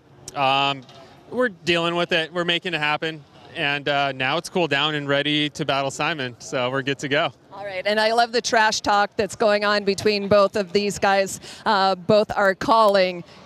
Each one is going to win here, so I wish you the best of luck. Jared, Ryan. Thank you so much. And we are moving on to our next battle, the smack talking. Yeah, of course it's going to happen, man. These guys, yeah. And this is a big battle. James Deane, Travis Reeder. Travis Reeder won here last year. I got to tell you, Ryan, his composure at halftime, Travis Reeder, super mellow, really calm, not anxious at all. You know, he talked to Lorette Nickel. James Deane comes in 4th in points on the debut of this car. I've never known Travis Reeder to be an anxious driver. I think that's pretty consistent with how he's been through the majority of his pro career. And it has allowed him to get into some what otherwise would be tense situations. I mean, last year here with Rome was an incredibly tense situation. What bigger and other intense situation than going up against James Deane, the 3-time champion, who is starting to really turn it up in that Mustang. He said he's an 8 out of 10. That's what he told Lorette earlier. So when he's 10 out of 10, everybody look out. James Deane, AutoZone Mustang RTR Spec 5 FD. I know Vaughn's cheering him on from home. And here goes James Deane. Big initiation there in that first outside zone. Travis Reeder getting bathed in the tire smoke in that second outside zone. Here comes that Nicholas BMW. Look at the proximity. Great job by Travis Reeder. Looks like he almost had contact, comes out of angle just a little bit into that final outside zone. Nasty initiation by Travis Reeder and James Deane. The commitment and the trust fall, as I like to call it. You know, trust fall, you cross your arms, fall into somebody's arms. I feel like Travis Reeder did a trust initiation and transition into that third outside zone. Well, you gotta love the trust, as you say, in James Deane to make sure that he's going to finish the run in a predictable way. Right here, Reeder starts really pouring the pressure on.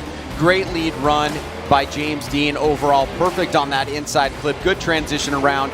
And then an opening of that pocket on that last outside zone for Reeder to dive in, take advantage of it, and really make an impact on that last section of the course for the judges. The luck of the Irish. We'll see. It brings them kissing the Blarney Stone. Maybe see if he's going to be kissing the carbon fiber trophy. 3-time FD champ. 2017, 18, and 19. James Deane. Travis Reeder, winner here last year, so we know he could get it done. As you said, tense situation last year against RCP, and he delivered. Travis Reeder, the Nicholas BMW, will lead.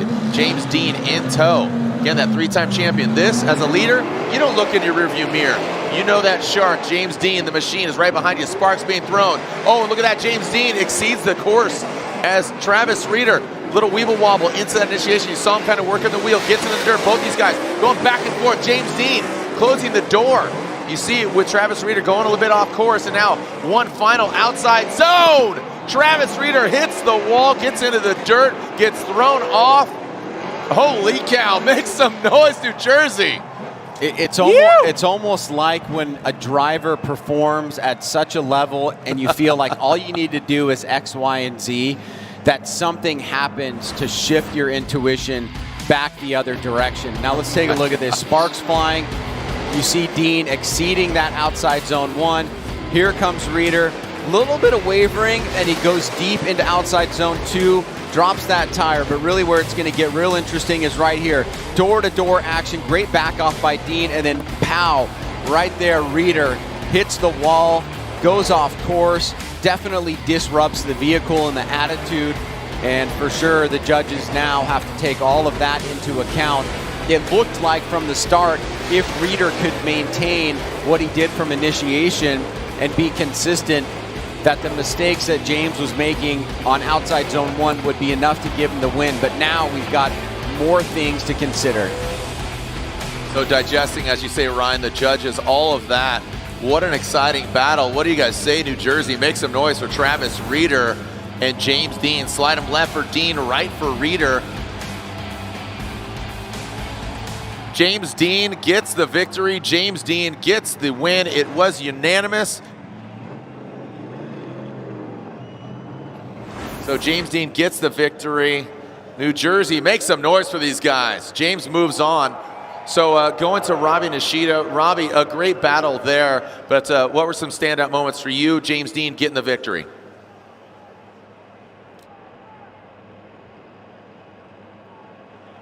At the inside clip, but everything looked almost perfect, and his lead run was very, very good.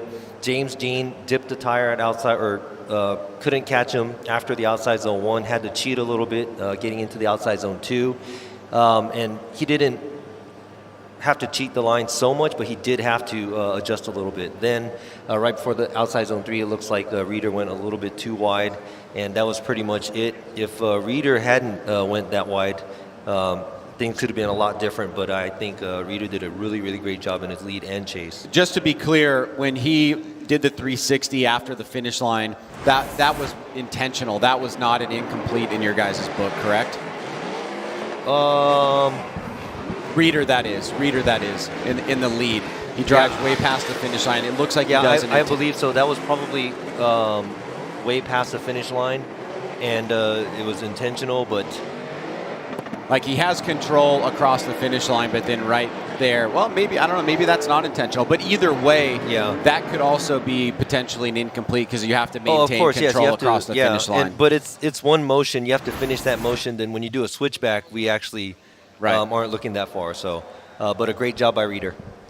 All right, thank you so much. Yo, the Wildlife Boys, that's what's up, the Wildlife Boys. All y'all, give everybody a Wildlife shirt because you're a Drift fan. You're a Formula Drift fan. Don't go anywhere. When we come back, more action here at Formula Drift in E-Town.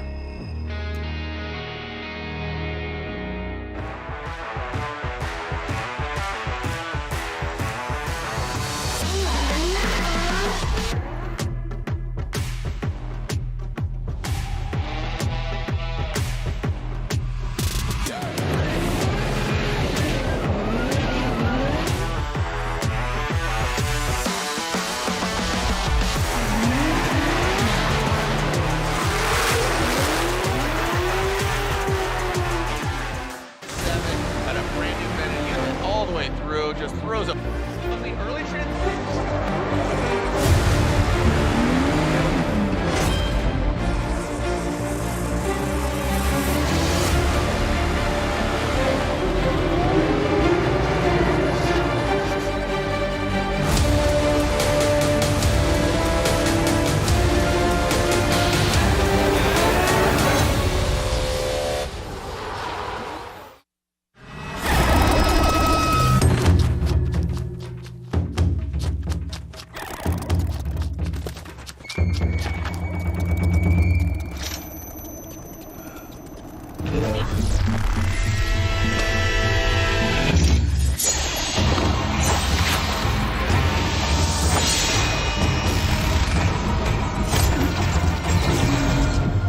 Made in Japan. Breed.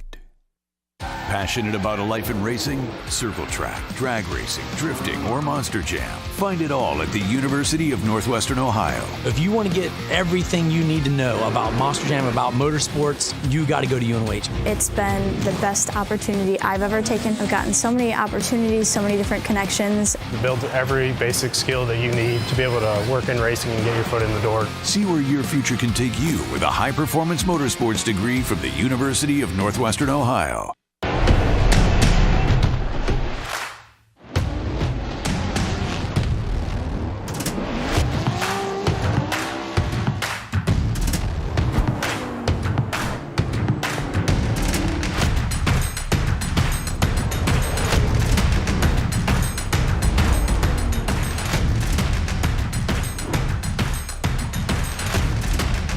GT Radio. Experience ultra high performance.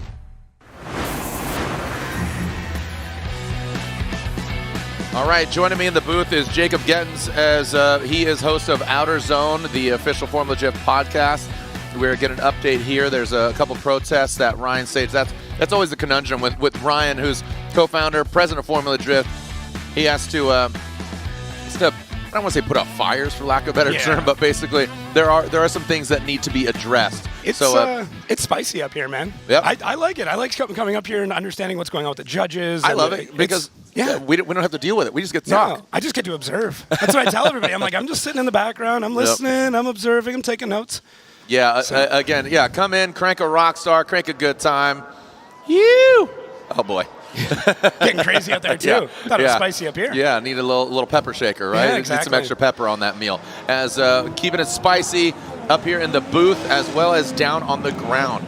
So we are 3/4 of the way through our top 16. Speaking of the Royal Purple top 16, Royal Purple pilot. Today he's got in this weekend, the Permatex livery. He's going against João Barion. So João Barion, who went against Jonathan Hurst. Remember, if you can recall, we had to finish that run, that D-beaded tire, the Tours, and João eventually did win because he had that deficit. And Dylan Hughes went and took out Trenton Beecham. So right now it's Dylan Hughes, João Barion. Dylan Hughes will lead. He qualified 3rd. João Barion qualifying 14th. So again, one battle left after this. We got Denofa and LZ coming up next. So many family battles today. Yeah. It's great. The house divided. I know. The Targaryens versus no, I'm just kidding. The Lannisters versus right? Yeah. The Game of Thrones. Yes. Yeah. There's gonna be some upset feelings, more bragging rights at this point. That's a good point. Versus Odie and Olsen, you would have to assume that Odie's gonna get the victory, but if Olsen took him down, that would be a huge flex. Yeah. Oh, 100%. Like to come in the equipment that you built for somebody and then beat them in. Man. What if he has a detonation button? Maybe. Yeah. No, like halfway through the run, he says, "Oh, you shut down. I don't know what happened, Simon." No, you wouldn't do that. All right, here we go. Back to the action. We are seeing again Dylan Hughes, the Dozer, João Barion. Here comes Dylan Hughes under the bridge where he drew some blood and he drew some GT radial tires. Into that first outside zone, João Barion. A lot of these drivers exceeding that line on the outside zone 1. Now going to outside zone 2. There goes Dylan Hughes filling all of it. Here comes João Barion. Good proximity. You see him kind of coming out of it. Minus about 10 degrees compared to Dylan Hughes in that final outside zone. Getting all the way to the outside line. You see João Barion, the red light's coming on. So that forward momentum kind of being abruptly stopped. And now we are going to switch it up. Walk us through, Jacob. What'd you see? Yeah, so Dylan out front did a great job via Zhao, as you said, coming in a little bit wide. Really difficult to grab that grip there, it seems like. Starts to bring in that proximity. You can see him wavering back and forth, worming it just to try and get back into Dylan. Dylan doing an amazing job in that lead, really slingshotting around and capturing it. And then Zhao, just same thing, just dipping it, almost like his battle with Jonathan Hurst there. All right, so João Barion could tighten it up, but getting that clean air, which we did see from him earlier, a lot more confidence in his corner. And what's interesting, too, if you're just joining us, not seeing earlier 32, João Barion had his bye run. He shut it down. I don't know if he had a technical issue or if he just shut it down by design to kind of salvage the car. Yeah, not sure. I mean, it could go one way or the other. I believe in the rule book, all it says you just have to get across the line. So it could have been, save some tires, save some wear and tear. Yeah. So, yeah, it's going to be really interesting to see what happens here. Zhao's really come into his own over the last couple of years. Like, the progress from basically being a stock Corvette to where he's at now is actually really incredible and really inspiring. And I know everybody back at home is probably cheering real loud at this point. Absolutely, and we got a couple Brazilian drivers. We got Diego Higa. He's definitely put on a show. We saw him earlier. Unfortunately, got knocked out by Odi Bakchis, who is continuing on to the Grade 8. And as they always say, you don't want to lose, but if you're going to lose to the guy who's going to win the whole dang thing. Exactly. Yeah, if you're going to go out, you want it to be to the guy that's cranking away, that's on the podium at the end of the night. Oh, want to go out? Oh, I thought you said oot. Oh, sorry. Oh, okay, yeah. If you want to go out. Yes. Yeah. Big use. Big use. What do you mean use? Use. Yeah. Okay. Who are you talking about? Who's use? Yeah, I try not to. I haven't said a boot, any of that stuff yet. But you just did. I did. Oot and a boot and who's boot? Yeah. How we doing, everybody? We got a packed stands here, and I'll tell you what. I think more people are going to come too because it's been hot today, so people are kind of hiding from the sun. And again, don't forget to place your bets. You can bet on Formula Drift. Sign up and place your bets now. Go and scan that code. Just go ahead. I'll let you. Okay, hold on. So you're gonna hit that, and that's the camera. That's a light there. I'm gonna see if I can do it. And boom, just as simple as that. Takes you to the website, nxtbets.com. Place your bets. Get up to $1,111. $11 in Fred bets. So got some fun things going on there. So check that out. Here we go. Alternating the order. Here's Joao Barion. Again, that Monster Energy Corvette. Dylan Hughes, the Dozer. That Permatex Rain-X Royal Purple BMW into that first outside zone. Looks like Dylan Hughes. He gets into the smoke. Does not exceed that outside course line. And there he is with the proximity. Needs to throw some more angle at it. He does have the proximity. Oh, almost seeing contact there, that forward start wheel. Dylan Hughes maybe tempering him back, and oh boy, loses the camera, almost goes into the wall. I think he got blinded by the smoke. That could have been way worse. The angle of which he was going at that wall in the last outside zone, it looked like he really could have. Let's check out that back left. I don't think he hit it. Maybe he just got into the dirt a little bit. That was crazy. Traded some paint, that's it. I mean, as we said earlier, the plot thickens, right? So, yeah, I mean, Dylan, obviously, he was trying to hold back a little bit. He was fighting that angle, but now we see in the replay here, he did get gapped a little bit by Zhao, which is crazy. But Dylan, you can see working his way in, sacrificing a bit of angle, kind of hunting for that door. And you got to watch the timing here because he's in tight just before the transition, backs off, slingshots back around, realizes he's getting gapped. Oh, yeah. And there it is. Did he straighten? Yeah, he did have a correction. So definitely unfortunate. Yeah, watching the replay here again, you can see how much that gap is. Obviously going through Dylan's head, like, hey, gotta catch up. Starts to sacrificing a bit of that angle. Not a lot of angle coming through that second outside zone. Zhao gets ready through that clipping point, into the transition. Dylan tries to slingshot across. Same thing, a little bit behind, taps that wall, and I didn't see any counter lock on it, so I think he should be safe, but it's hard to say. Man, this event, I'm getting messages, finding out what's going on here. I mean, just as you said, the plot thickens. You look, here's a can. You open it up. Oh my gosh, worms. It's just worms everywhere. We got a lot of things going on, man. So Joao Barion, he pops his lid off. Looks like Joao's taking a look at maybe the replay here. Just checking that chat, seeing all those Brazilian flags flying up. Exactly. That's exactly what's going on. Yeah, there are a lot of Brazilian drift fans. All right, here we go. Slide him left for Hughes or right for Joao Barion. Looks like Joao gets one. And look at this upset. Joao Barion gets the upset. And I have to assume that wall hit, disrupting him, correcting, straightening out. Is that deemed incomplete? So that the judges are faulting Dylan. That's an incomplete. So Joao Barion taking out Dylan Hughes. So just such a big shock to the system. Are you out of here? I think I'm out of here. I think he's back. The boss man's back. I got to go. Jacob, thanks so much. Be sure to check out Outer Zone, the official Formula Drift podcast, featuring Jake. Yeah. And Jacob. I'll take either one. Jay, whatever. Jay? Yeah. J-Man? I'll take J-Man. J-Dog? It's an honor to be nicknamed by you, sir. All right. We'll talk to the Blue Beanie later. All right. The signature Blue Beanie even made stickers. So, again, be sure to check out Outer Zone for all information, interviewing Formula Drift drivers, and some insight, even Kevin Wells and some other stuff. So, wow, what an upset. Joao Barion taking out Dylan Hughes. New Jersey delivering on the weird fronts. I mean, not to say that, Joao couldn't take out Dylan Hughes, but on paper, Dylan Hughes, he's really surging. Seemed like he had it dialed, and unfortunately, that wall tap takes him out. And now we have an all-RTR battle.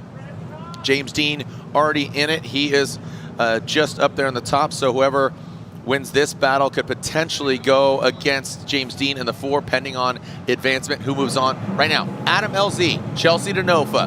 Adam LZ will lead. He qualified 11th. Chelsea Denofa qualifying 27. All RTR, ready to rock.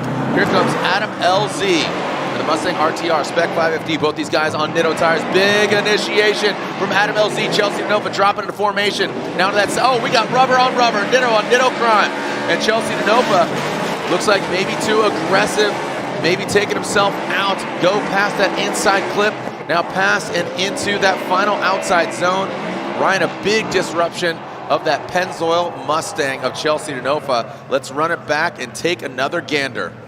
Yeah, he certainly got a bit over aggressive there against LZ, but you got to give it up to the driver of Chelsea Denofa. I mean, that was an incredible save. Huge angle in the chase position, chasing down Adam LZ, who's been really good this event. LZ falls out of that outside zone. Denofa makes that adjustment, is right back in proximity here. Good transition back around by both drivers. Here comes Denofa again, and LZ just on the inside and then moving to the deeper part of that zone towards the latter part of the run. And now we will see things switched up. You can see a lot of drivers would make that contact and unwind it to the point where the mistake would be so big to overcome. Denofa just has that ability to be able to manipulate the car in such a way that even a mistake or an over-aggressiveness, he can save it and still make it look good. And in the eyes of the judges, I think that that's going to bode well. But it's only half of the battle that needs to be done now. Now we got to switch it up, go to the lead, and LZ is going to have to keep the pressure on. You know, Chelsea has a lot more seat time behind the wheel of the Ford Mustang, as has been with the RTR team. A little bit longer, but Adam, you know, here at this event, don't know if it's the Sally's of Pete's or what it is, but seems that he is hitting his stride here in New Jersey. Remember, he's running a split season. Adam LZ, the RTR Mustang, the all-new 2024. Again, the Spec 3 being debuted for the street car. Shout out to Von Gittin Jr. I know he's watching at home. Here we go. Chelsea Denofa will lead. Adam LZ giving chase. I'm expecting a big initiation here from Chelsea Denofa. And there it is. Gets all of the course. Adam LZ, straight line approach. Here comes Adam and Chelsea in that second outside zone. You can see filling all of it. Adam LZ trying to bang on the door. Whoa, gets out, exceeds the track line. And now to that final outside zone. Oh my gosh. Wow, so look at that. I mean, losing back bumpers. I know Chelsea bumper budget's out the window and out the doors, but let's take an overhead view. Adam LZ, how far did he exceed on that second outside zone in the chase? I mean, what stood out to me there was just the precision and location of Denofa in outside zone 1. I mean, right in and locked in. But he gets into outside zone 2 a little bit late, a little bit shallow, makes that adjustment. Here comes LZ, but as you said, Jared, he drops those wheels off the course, loses a little bit of ground to Denofa. Now on this final turn here, he starts surging back ahead, but Denofa clears the finish line. And once again, we see that really good car control from Denofa out front and outside zone 1. Had he been able to do that in outside zone 2, I think it's kind of a no-brainer. But then we see LZ make a little bit of a mistake by pushing too hard, going wide at the end of outside zone 2 and giving a little bit back to Chelsea Denofa. You know, we didn't know what to expect here, the RTR battle between Denofa and LZ. Adam LZ, you know, not gunning for a championship because obviously, you know, with him only running 4 rounds, he is down there in 31st. Chelsea Denofa second in points. So you got to think, you know, no team orders here. You want to win right. But which way is he going to go? Left for Adam LZ or right for Chelsea Denofa? Oh, Adam wow. LZ gets the victory. So one more time. So it looks like Brian Eggert and Robin Ishida side with Adam LZ, and Chelsea Denofa is knocked out. Wow. So yeah, we need an explanation on that. Yeah, we got to get an explanation on that. Brian Eggert, want to make sure. Ryan, how we doing, bud? Nope. How about now? Yeah, there you go, Brian. So Adam LZ, what happened? He did a great lead. Did really well. Going through it and then we had Chelsea here, as you can see. Chelsea got right to the edge on his lead as well. Then you have Adam in the chase here. Chelsea didn't get out to outer zone 2 as well as Adam did in his lead. Adam does drop a tire here at the end of outer zone 2, but he's able to catch up here, and he does well following the rest of the run. So really his only big mistake was there. Chelsea's big thing in his lead was just not really filling outer zone 2 as much as Adam did. And based on that, when you watch Adam's run here as well, Adam did great in outer zone 1, comes into outer zone 2, fills it a little bit deeper, does a great job all the way throughout. So I feel like out of the 2 leads, Adam had the better lead. And then when it came down to the mistakes on the second run, they were pretty much fairly similar, but I think that lead is what kind of did it for Adam and gave him that win for us. Would you say that the tire drop, while the smoke looks significant and things like that, the degree to which that's a mistake is neutralized by some of the things that Chelsea didn't do? Possibly, and I think it's where not one might cross out the other one, but it might not be enough to offset. Basically, if you compare the leads and then you compare the chases. I mean, Chelsea's chase was still really good as well, but I think that just the lead that Adam gave him the chase was just a little bit better, and it's kind of like if you got to pick between the two, you got to have a good lead to have the good chase, and Adam gave him that opportunity. Gotcha. Some great insight there from Brian Eggert. And that concludes our Royal Purple Top 16. We have our Tuerck Motorsports Grade 8, Tuerck Drift 2, the official drifting game of Formula Drift. So we are seeing Odi Bakchis versus Olsen. That is a family battle right there. Matt Field versus Rome Charpentier. Ryan Tuerck versus James Deane. And Joao Barion versus Adam LZ. When we come back, we have the Grade 8 upon us here at E-Town.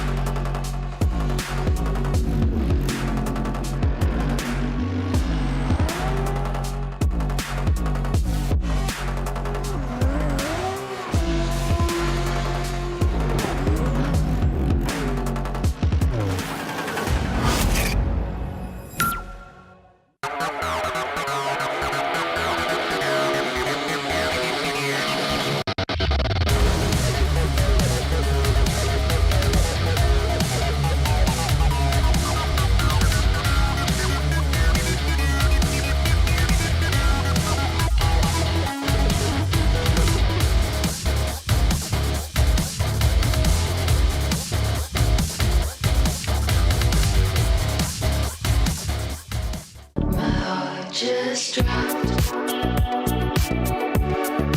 thinking about you. Just stops when I'm without you. My heart just dropped, thinking about you. Hey guys, Jeff Jones here. I'm Dylan Hughes. I'm Travis Reeder. I'm Ken Gushi. I'm Matt Field. I drive Link. They are the most reliable EC around, and they always deliver. Their global tech support gives me the advice I need every time I need it. Their products are super easy to install and easy to set up for the performance that I want. They stand behind their products and support their customers. They're always innovating and delivering great new products and performance features. I drive Link.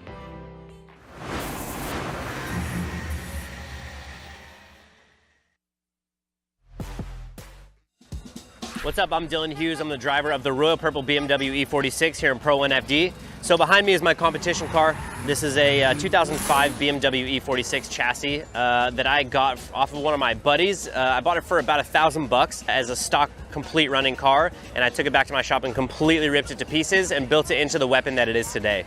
Underneath the car, we have GT radial tires with Forge Star wheels. It is FDF steering kit on the full front end, so the FDF Mantis kit on the front, and then we have factory trailing arms in the rear, BC Racing shocks with FDF upper and lower control arms in the rear. So behind me here is the legendary 3-liter inline 6-cylinder, the 2JZ. So I opted to run a factory crankshaft in this thing, leaving it factory displacement at 3 liters. Royal Purple keeps this 2JZ engine super happy. We run an XPR 550 oil. We run CB Carrillo rods and pistons in it. We run Brian Crowder camshafts in it. So all the buckets, all the valves, all the springs, all the retainers, everything is all Super Tech performance. We run a Garrett Motion G40 1150 turbo at about 32 PSI, making right around 950 wheel horsepower with 100 shot of nitrous to spray it at 3,000 RPM up to target boost. Basically to make this thing drive like it's a big block Chevy, but sound 10 times better in my opinion. This thing is probably the scariest car I've ever driven. At 3,040 pounds with me in it at about 950 wheel, I mean, it'll do a straight line burnout at 100 if I asked it to, which is pretty terrifying to be honest with you. We run an Andrews 4-speed transmission in it, which is currently on the bench right here. Doing a little bit of maintenance after we whooped on it pretty hard yesterday. Going back, we have a drive shaft shop drive shaft that goes to a Winner's Performance 10-inch quick change differential with drive shaft shop axles. Link ECU for the electronics has been helping us out. Hardstock Racing built the engine harness and then the chassis harness as well.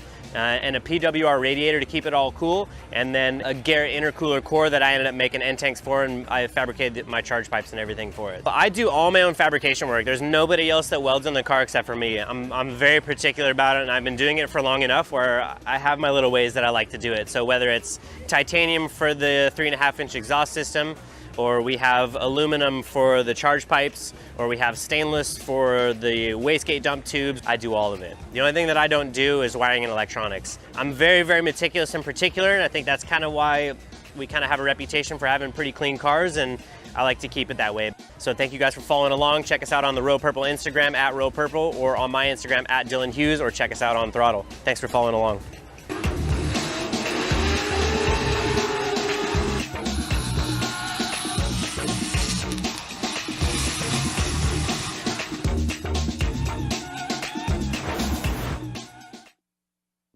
And here we are taking a look at Adam LZ, our most recent winner, pilot of that RTR Ford Mustang. He is going against Joao Barion. So he beat Chelsea Denofa. So taking out his teammate Chelsea Denofa. Join us up here in the booth before we go to the Grade 8. You might recognize this gentleman coming to us from Poland. He is definitely a big personality, a talented driver. We saw him on the podium. Was it three years ago? 4 years ago? Yeah, it was, I think, 4 years ago. Already. Yeah. So Peter Visik, the Candy Man, is in the building. So piloting those Wordhouse drift vehicles. Again, you were teammates with James Deane here for 3 years. James Deane won those championships, but you've been competing in Drift Masters. You're with the Drift Masters guys over there. How you been, dude? What's been going on? The world is on lockdown. I don't know if you knew that. You couldn't even come over here. Yeah, that's true. I'm great, to be honest. It's great to be back. It was such a pleasure to simply get the vibe from everybody, from the fans, from the drivers, from you, and everybody from FD. It's unbelievable. It's getting really emotional so far. It's I would love to come back one day. Hopefully it will happen. Fingers and here crossed. it is. It's announced. Peter is coming back. Congratulations. I'm joking. No, it's no. Who are you pulling for? Who's going to get the win tonight? James Deane. Oh, there you go. Look at that. Easy, man. Easy, man. You know you can bet too. I think you can bet because you're not competing. Oh, really? Yeah. Okay. Where I can do it? You can download the app. NXT Bets. Go ahead and scan the code. Okay. Yeah, let's go. It's debuted now, so place your bets. All right, so here we go. Peter, stick around. Let's watch this run here. And this is, again, inter-family battle here. You got Odi Bakchis building the vehicle for Simon Olsen. Simon Olsen, first time driving an S chassis, first time driving a supercharged LS. Have you ever driven a LS supercharged vehicle? I don't think so, to be honest. Maybe LS vehicle, but never with a supercharged. Well, here we go. So it looks like we got a restart there, and Odi Bakchis, don't know if a cone was hit, didn't see, or if he jumped the light, but this will be a restart. So Simon Olsen, he's making it look good, man. Took out Kazuya Taguchi. Yeah, he's really looking really good. It looks like he likes the S chassis. And to be honest, it's hard to not like the S chassis. Yeah, it's amazing. It's a very forgiving chassis, right? Yeah. So how's life been over in Poland? I can't complain. Yeah. Very good. I have my family supporting me, maybe even watching. So if you do, I send some good words from New Jersey. And yeah, so far we are building a new car, building the Toyota Supra, which is a challenge, let's say, but we'll get there eventually. Fingers crossed for that. Awesome. And yeah, so far. Yeah, been very good. In Ireland, we managed to win. Yeah. In Sweden, we've been knocked out in top 32. So we'll see. Now the battle begins again. Here we go. Odi Bakchis, Simon Olsen. Odi and Simon, almost simultaneous initiation in that first outside zone. There goes Odi Bakchis. See how they handle into that big 180-degree outside zone 2. Odi Bakchis, big angle there. Simon Olsen, great proximity. And you can see that. Look at Simon Olsen. Is he going to take out the boss? Past that inside clip into that final outside zone. Odi Bakchis, you can see his eye on the prize. Look at him just looking out that window. Really good composure. Hey, hats off to Simon Olsen. That was really, really good chase by Olsen. Yeah, it was amazing run, amazing lead run by Odi, and also great job from Simon. So yeah, I think so far it's impossible to see who's going to take it out. and who's going to be victorious. So yeah, I can't wait for a second run. You can see Odi Bakchis just a little bit deeper. Simon Olsen flirting with the edge. He had good proximity. Would like him to drop back in the pocket a little bit. I think that would favor him really well. Again, really good proximity, but you can see just maybe a little bit deeper. And, you know, yeah, like the proximity overall. Yeah. Overall, I think it was a really clean battle. And it's as I said, it's hard to put the advantage on one on the other side. The Lithuanian flag waving there for Odi Bakchis. And Simon Olsen flying the Norwegian flag on. You can see the antenna on the roof of his S chassis. Here we go, field suspension, pedal commander, Vortex supercharged LS. Olsen out front. Let's see how it initiates. Odi Bakchis, he obviously knows what these vehicles are capable of. Now transitioning into that second outside zone. Odi Bakchis, look at that. He's saying, hey Simon, I built this car. I can crash this thing if I wanted to, I'll fix it. So coming now into that final outside zone. Some separation there between Olsen and Odi. Now Odi comes up short on that final outside zone. That was a very uncharacteristic line by Odi Bakchis. That was surprising. Didn't expect that from Odi in the chase. Yeah. Drifting is, you know, you still needs to be really good till the finish line. So I think this last corner may be a decider, but it's hard to tell, honestly.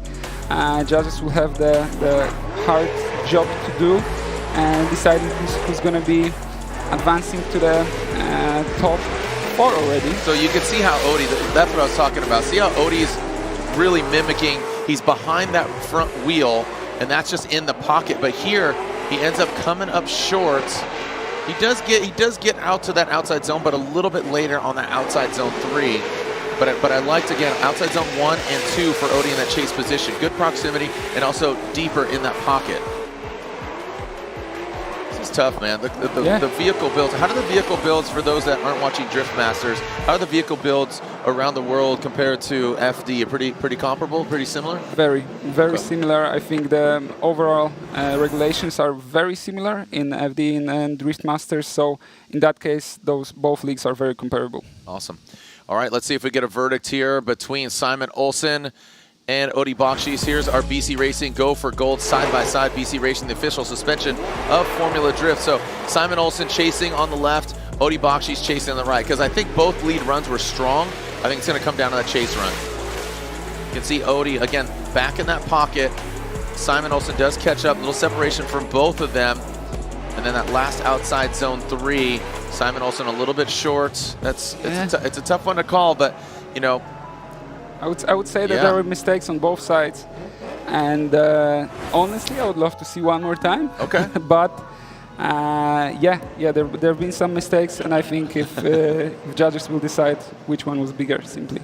And there you go, seeing Odi and Simon giving each other thumbs up. Again, this is for bragging rights at the bar later, over at Sneaky Pete's here at E-Town. All right, slide him left for Odi, right for Olsen, and it looks like Odi gets one more time, and oh, look at that split decision across the board. So thank you, guys. Yeah, there you go, Piotr. Looks like you get your wish. They are going a one more time. And there we go. So, hey, Piotr, thanks so much, man. Thank you very much. I was trying my best, you know, but I think I will stick with driving. No, it's always great to see you, man. Thank you so much, brother. Awesome. And hopefully, again, we'll see you in Europe. Yeah, maybe I'll come over there. So, and Fingers again, we'd love to see you over here at Formula Drift, man. Thank you so much. Pleasure, man. All right, so we got a one more time battle between Odi and Olsen.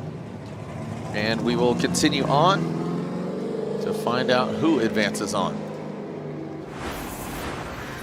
The Tuerck Motorsport Grade 8, if you haven't downloaded it yet, Tuerck Drift, the official drifting game of Formula Drift. RCP, Rome Charpentier, Matt Field. Again, we'll go back to the one more time. So Matt Field will lead. He qualified 4th compared to Rome Charpentier, who qualified 12th. Again, some great driving by Simon Olsen and Odi Bakchis, forced to go to a one more time. Field, who we saw earlier go against Castro. Rome taking out Chris Forsberg here at E-Town. And anybody's game. All right, the lights are on once they extinguish. Ready to go. Here we go, Matt Field. Borla exhaust. Heatwave, GT Radial, Lean Customs, Corvette into that first outside zone. Approaching that big second outside zone, big angle there from Matt Field. Rome Charpentier gets into the pocket. The Garageistic BMW now coming into that first and only inside clip, transitioning into that final outside zone. Matt Field using all the course. Looks like Rome Charpentier coming up a little bit short. The sun is setting and the arena lights are coming on, Ryan. And also with the temperature changing, the track's going to change as well. That is absolutely true, Jared, and we'll see the drivers make those adjustments. We had that qualifying session on Thursday where they were out in these conditions. And look at this right here. I mean, flawless execution from Matt Field and Rome Charpentier in both positions. Right there, though, Matt gets the better of outside zone 3, gets into the zone nice and early. Good angle there, holds it all the way through. And we saw a little bit of line cutting there from Rome to try to keep that proximity on. And that's been, a major point of difference in some of these really close battles, is because the course has that simplicity to it. Little tiny degrees of mistakes are enough, or it seems to be enough, to get results. And there again, Rome on that last outside zone came up a little bit short, entered in that zone late. Matt Field out front now will switch things up as he'll go to the chase and Rome will go to the lead. Some great insight there. Thank you, Ryan. Continuing on with this battle here in the Grade 8.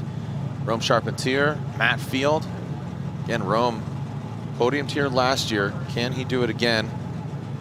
Saw him on the box, and remember, it was Matt and Rome in Long Beach, right? So Rome is absolutely a fierce competitor. Talking about standings, Rome Charpentier currently 9th in points coming into this round of competition. Here comes the Garageistic BMW. Oh boy. V-Tour tires and Matt Field. Look at that. Like I said, the claws and the fangs are out. The beast from the bay shuts it down.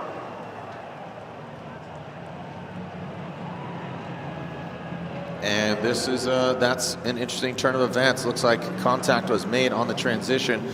We know Matt Field was going to be aggressive. Let's see. Let's take a look at it again here, Ryan. Well, we've got ourselves an incomplete no matter what, and this is going to be a deciding factor in the result. Or get ourselves re-queued here. You can see Rome going through the motions in his mind. Yep. The infamous and worldwide drift hand. Let's take a look at it. Rome initiates. Here comes Field. Looks like a little tap right there. And that may have been enough, Jared, to send Rome out of the drifting position. And if the judges see it that way, this is going to be a tough night here for Field. It did look like there was a bump in outside zone 1. Here it is again. This will get us pretty close. Surging forward. And, well, I mean, right before there, it did look like there was a little bit of bump. From that angle, it didn't look like there was. So now the judges, of course, as they always do, and what is the crappiest part of this job, your hands are full, somebody's going to be mad. Oh, yeah. Oh, you could see, yeah. You could actually see the side skirt. If we roll it back there, guys, I think we can see the side skirt move.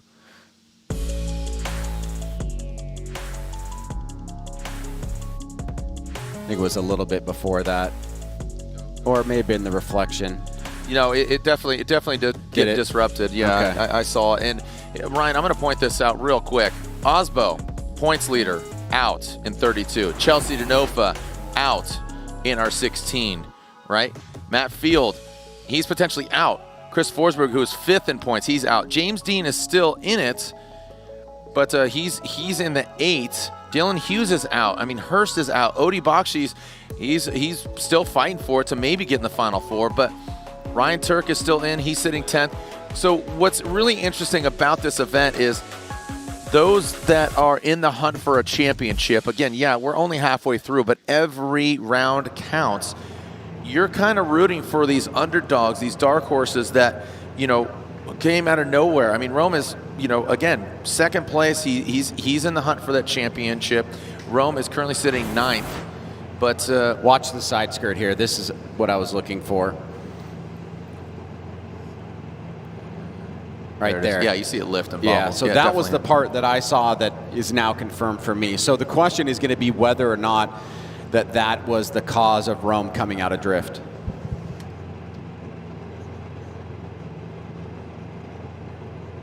Oh boy, plot thickens, my friends. So taking a look here as Ryan is discussing with Robbie Nishida, one of the judges, Chris Yule and Brian Eggert.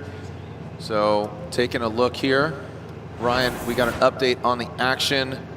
So you could see, again, Matt getting into the side of Rome, but Ryan. Yeah, so it does look like they are going to give fault to Matt Field there, and so that's going to be an incomplete on Matt Field. However, and like some of the fans have called out in the chat, Rome incompleted on outside zone 3, and so we'll go back and take a look at that now. What that essentially means is you got 2 incompletes. We'll compare the leads. If they think the leads are similar, then it will be a one more time. If somebody's got a better lead, then it will be a win for that particular person. All right, so this is what you're talking about, Ryan, going into outside zone 3. So here's Matt leading, and you're saying that, and the judges are deducing that. Oh my gosh! I see right Holy there. cow! Yeah, the understeer. Yeah, we were, you know, the glitch happened real quick, and just focusing on Matt Field, that is a massive correction there by Rome Charpentier going into that final outside zone. So one more time, does somebody have an advantage? Lead versus lead, chase versus chase. There it is, one more time. Okay. You know, I got to tell you, I think Matt Field got a bit of a break there after analyzing that first run, and glad they saw that big straighten going into that final outside zone. Matt Field got a large break, and maybe that's why he was so aggressive. His spotter probably saying, hey, you know, go for it, but I don't know, maybe not. Well, this morning in the drivers' meeting, one of the things that the judges wanted to emphasize is what constitutes an incomplete in terms of loss of angle. And what they talked about was if you are at the neutral position, 0 angle, for more than a beat, definitely 2 beats, definitely 3 beats, that's going to constitute an incomplete. If the wheels ever go in the opposite drift direction, that is going to be an incomplete. And so we've seen from last night with Zendara to this case here, the judges being consistent with that application. Yeah, we used to, even back in the day, you know, when your wheels were back to center, or if they were kind of in line and not drifting, we used to call that an incomplete, and that's not, you know. Well, we used to go way more hardcore. Yeah, that's what I was going to say is, you know, we were within the spirit of it. We're not beholden to, all right, they're at 0. As you said, I like the concept of a beat. You know, what 1, 2. You know, I mean, just like. It is drifting. It's very situational. Well, we used to be so strict on that application. They're straight doomed back in the day, and I think it caused a lot of angst amongst us and also the drivers because the run might have been great otherwise. Good battle here, Ryan Tuerck versus James Deane. Those sparks just keep flying on James Deane, snapping it into that first outside zone. Ryan Tuerck, that Rain-X Toyota GR Corolla. Whoa, buddy. Looking more rallycross than drifting as that Rain-X Toyota Corolla. Some more sparks of a James Deane's AutoZone Mustang RTR Spec 5 FD, and then past that finish line. So Ryan Tuerck exceeding that line and exceeding the course, getting into the dirt. The car really disrupted, but let's take a look. Sparks flying there from James Deane. Does a great job trying to mimic Ryan Tuerck, flying through the course. Great transition. I love the way they got to right to angle, but right there you can see a big right rear tire drop, and the left sitting on the outside part of that line. He's able to get back in the mix here. James Deane, however, though, is not able to be shaken at all. Keeps the pressure on pretty much through the entirety of the course. So what you've got from James Deane, you've got really good proximity, and you've also got the duration. There's not a surging attack there. And there you can see the 2 tire drops from Ryan Tuerck, the right rear being the most significant. And James Deane, unfazed, does a great job in adjusting on that last part of the zone to mimic the line and angle of Ryan Tuerck. Yeah, the rock star pilot that is Ryan Tuerck. I mean, he digs in that back right, that big wheel. Fortunately, his back left did stay on that track line. So, but just maintaining angle and powering through. Hop, skip, and a jump over what used to be the drag strip here at E-Town, the purpose-built drift course. Ryan Tuerck will be chasing down the 3-time champ.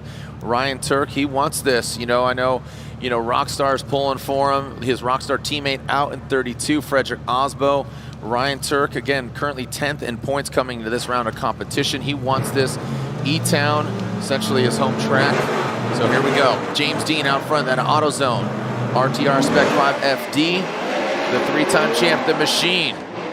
Goes into that first outside zone, fills all of it. Ryan Tuerck, good composure. Nasty snap as Ryan Tuerck goes wheel to wheel. They bang doors, they bang back wheels into that final outside zone. How are they going to handle? How are they going to manage? Transition in, outside zone 3, James Deane and Ryan Tuerck. Oh, and looks like James Deane, was there contact there, or James just loop it? Holy cow, yeah, look at that bumper falling off. Such a risky move there from like Ryan Tuerck in outside zone 2, surging to the attack, and very similar to Denofa when he surged, was able to save it, make it look good. But towards the end of the run, it does look like Tuerck hit James Deane and spun him out across the finish line. Now, that is something that I think the judges will look at differently than a driver independently spinning out across the finish line and losing control. But right here, you can see that aggressive attack. Tuerck makes that adjustment, gets back in it. I mean, this proximity is absolutely amazing. And right here, it's going to hurt him a little bit. He's going to tap the right front of Deane and spin him out. Now, I don't know if the judges are going to say that that is of the level of an incomplete, because usually that rule is specifically for individual drivers when they are in control of their own vehicle.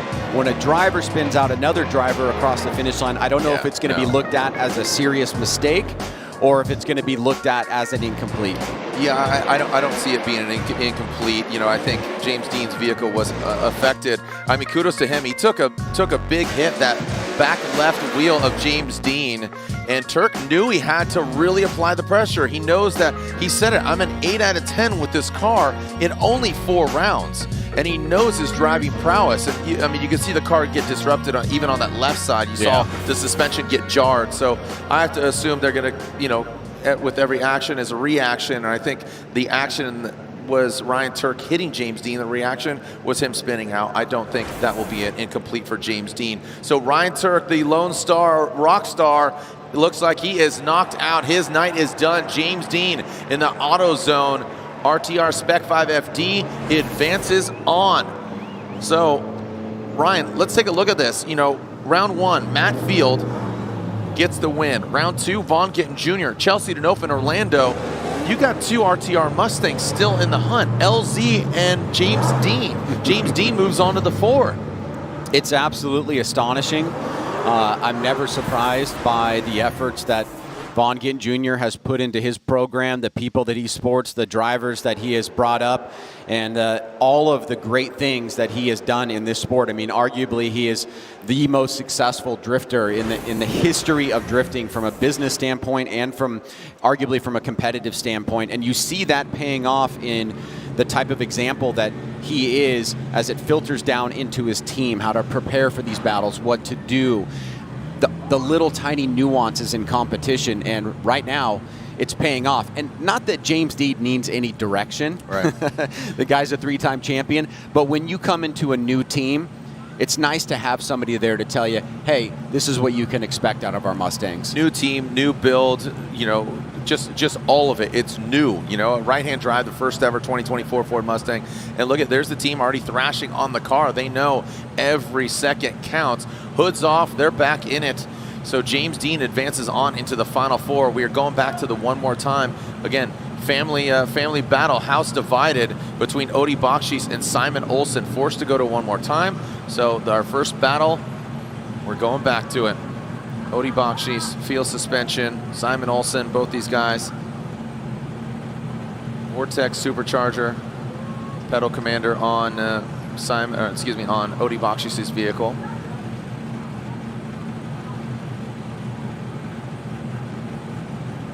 And waiting for, it looks like the lights are illuminating. Here we go, we're about to send it. Odi Bakchis, Simon Olsen leaving the start line. Odi will lead into that first outside zone. A lot of handbrake being pulled there by Odi Bakchis. Simon Olsen hanging out in the shadow. Simon now surges forward. Some good driving here. Again, identical setups, you know, the S chassis, supercharged LS into that final outside zone. Odie just right on that line. Could be slightly deeper, but I mean, really, really good textbook lead run. Yeah, and another strong performance there from Olsen as well. I mean, we've just been seeing this from him all year long, and it continues to progress. You can see he's a little bit on the inside of outside zone 1, and also here on outside zone 2. He does make that adjustment, surges forward there, keeping that proximity nice and close, but looking for that mimicking effect. Try and follow Odie wherever he goes and do what he does in matching and mimicking his vehicle. So switching things up now, as we'll see Olsen go to the lead and Odie chase him down. All right, Simon Olsen now leading. Odie Bakchis, the boss, he's prepped the cars. I know Simon Olsen enjoying the momentum he's captured. He's been campaigning Supra for a couple years, and there's James Deane reviewing the tail of the tape. James inside the cockpit, taking a look, his Tuerck battle, seeing what's going on.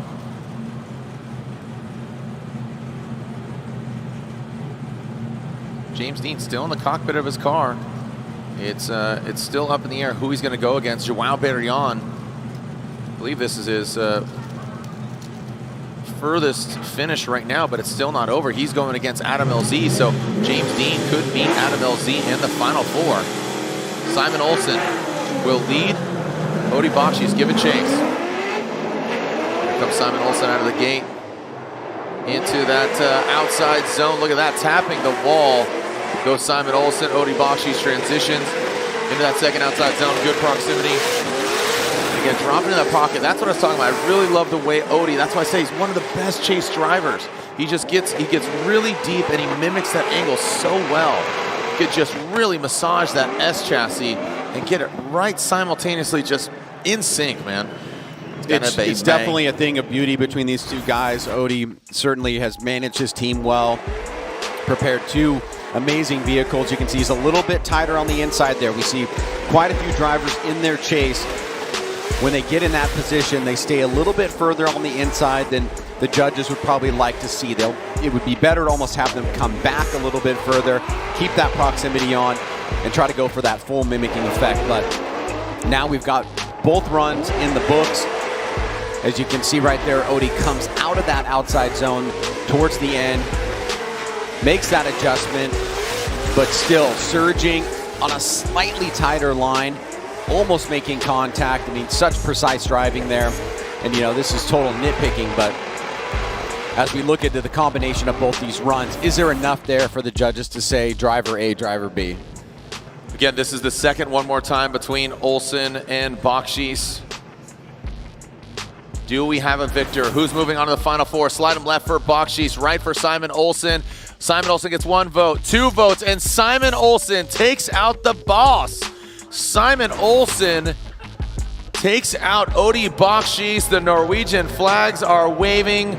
Simon Olsen gets the victory, and it's unanimous. Oh, it's kind of a win-lose situation for the Bakchis camp, but look at the upsets. Look at the upsets that are going down. Olsen and Deane, Ireland, Norway. More of the Great 8 when we come back. Don't go anywhere.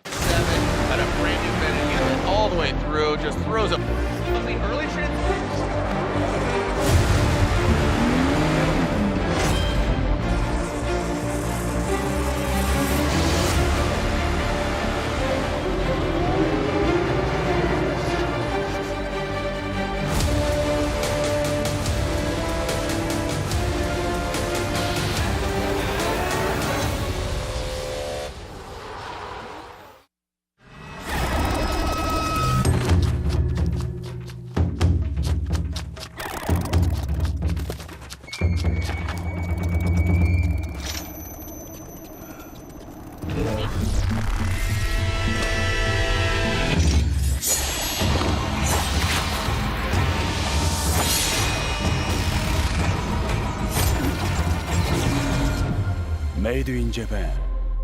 Breed.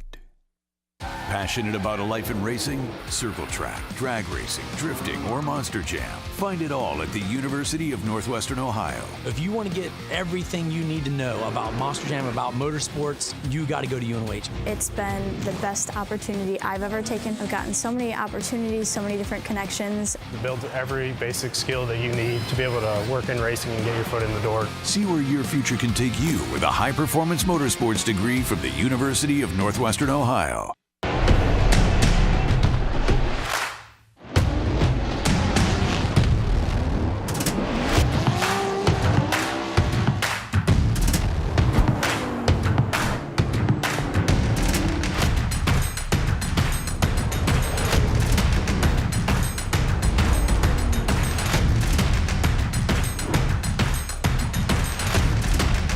GT Radio. Experience ultra high performance.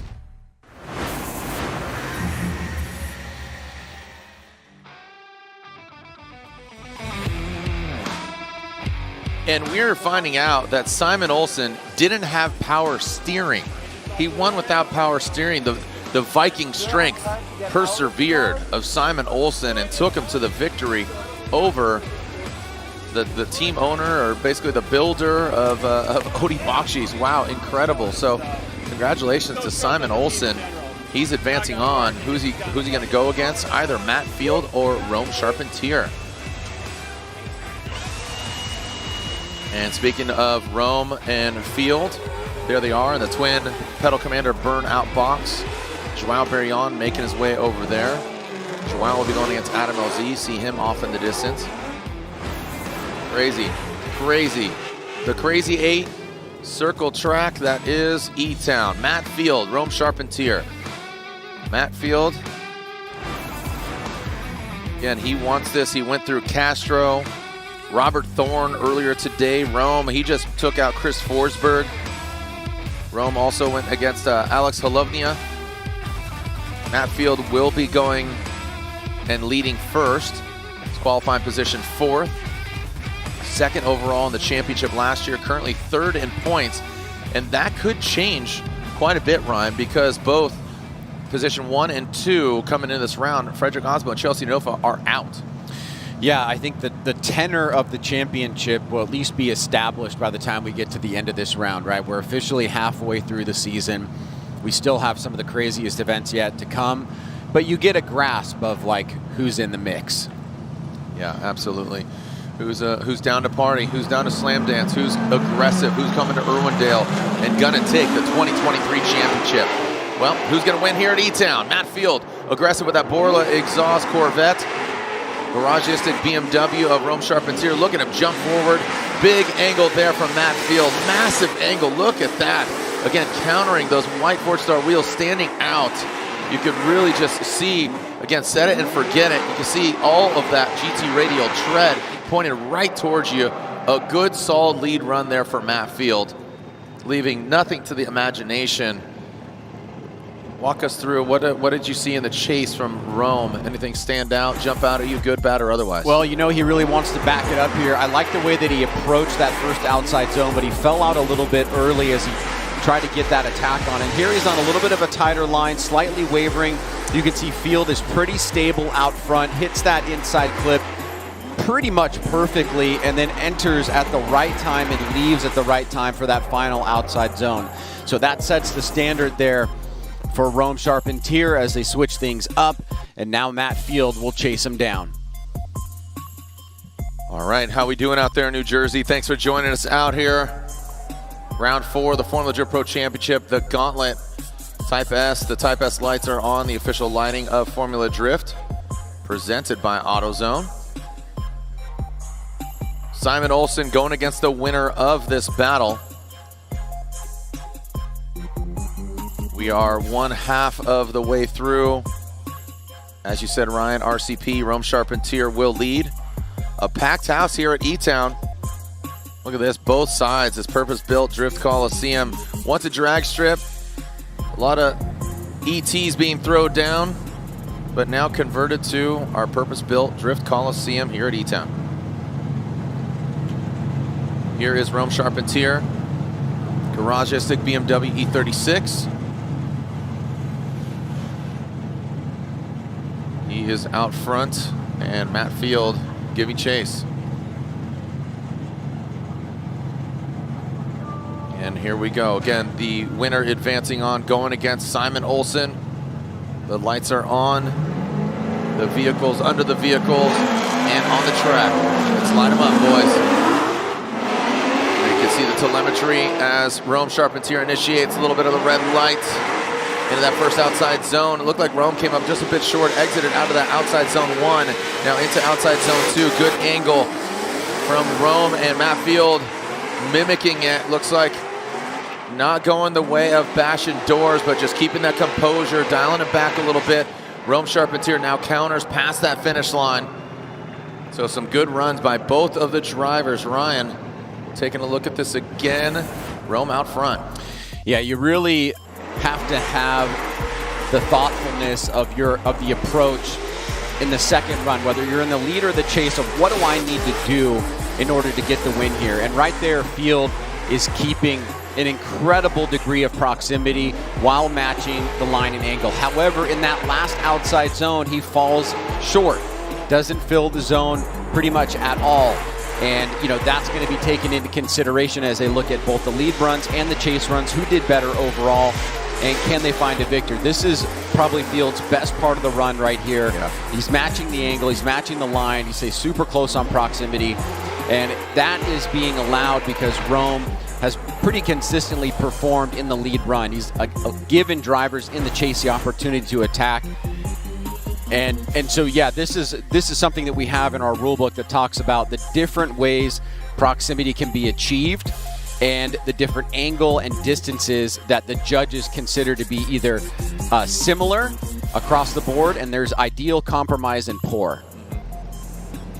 All right, so Rome Charpentier still elated. Is he in it? Matt Field advancing on. Who's going against Simon Olsen? Sliding left for Field, right for RCP. And Matt Field, the beast from the Bay, advances on. Field in that Borla exhaust Corvette moves on to go against Simon Olsen. So 3 drivers already in. Talking about Simon Olsen, Matt Field after a one more time battle on both of those sides. Odie and Olsen, one more time, Olsen is the victor. Field and Rome, after one more time, Field is the victor. Now on the other side, will it be RTR versus RTR as Adam LZ goes against Joao Barion? James Deane, that 3-time champion, who comes into this round of competition 4th in points. And again, keep in mind, Matt Field won in Long Beach. Von Gittin Jr. won in Atlanta. Most recently, Chelsea Denofa won in Orlando. Can RTR and the Mustangs go 3 in a row with different drivers? Right? That would be crazy. That would be crazy. Yeah, and also, you know, also consider Adam LZ. You know, he's doing a split season with Von Gittin Jr. You know, Von driving 4 rounds of competition, Adam driving 4 rounds of competition, and that is the very vehicle, truth be told, that took Von to the win. They're sharing the car. They're literally skinning, taking the graphics off, putting on Adams or Vaughn's respectively for each round. So, well, and if you remember going back to Irwindale last year, I don't want to speak for Adam, but I do know that he had that breakout event last year, got a Final 4, and I know that really re-inspired him to come back and to do what he's doing this year. I know it'd be a great thing for him to get on the podium here tonight. Adam LZ, the RTR Spec 5FD, Joao Barion chasing him down. Here comes Adam LZ in that first outside zone. Comes up a little bit short, looks like the Nitto tires grip up. Joao Barion, he comes out of angle and strings out. He does take a beeline towards the side of Adam LZ, and now it seems that he has found that angle and that proximity past that inside clip into that final outside zone. Here goes Adam LZ filling it. Joao Barion. That was a great approach. Yeah, really good approach on that last outside zone. Let's take a look at our eye in the sky here. The judges really do like to reward when you're coming from one zone to the next and you're transitioning that rate to angle and holding it consistently. Here you see Adam LZ pretty much in the deepest part of the zone at the beginning, but then starts to fall down towards the end. You see Joao keeping the pressure on, but he comes up a little bit shallow there on that last zone as Adam makes that really great transition. Going back to the beginning of the run, we see right there LZ flying through that section of the course, now moving back around, and it gives you an idea of just how close these drivers were for the duration of this run, coming through the smoke line, and there's LZ locking it in, keeping those rears right in that outside zone. All right, Joao Barion, he's going to get the clean air, and the Barbarius Monster Energy Corvette from Brazil. Adam LZ, originally from Connecticut. Like I said, a little bit of Sally's of Pete's, the pizza.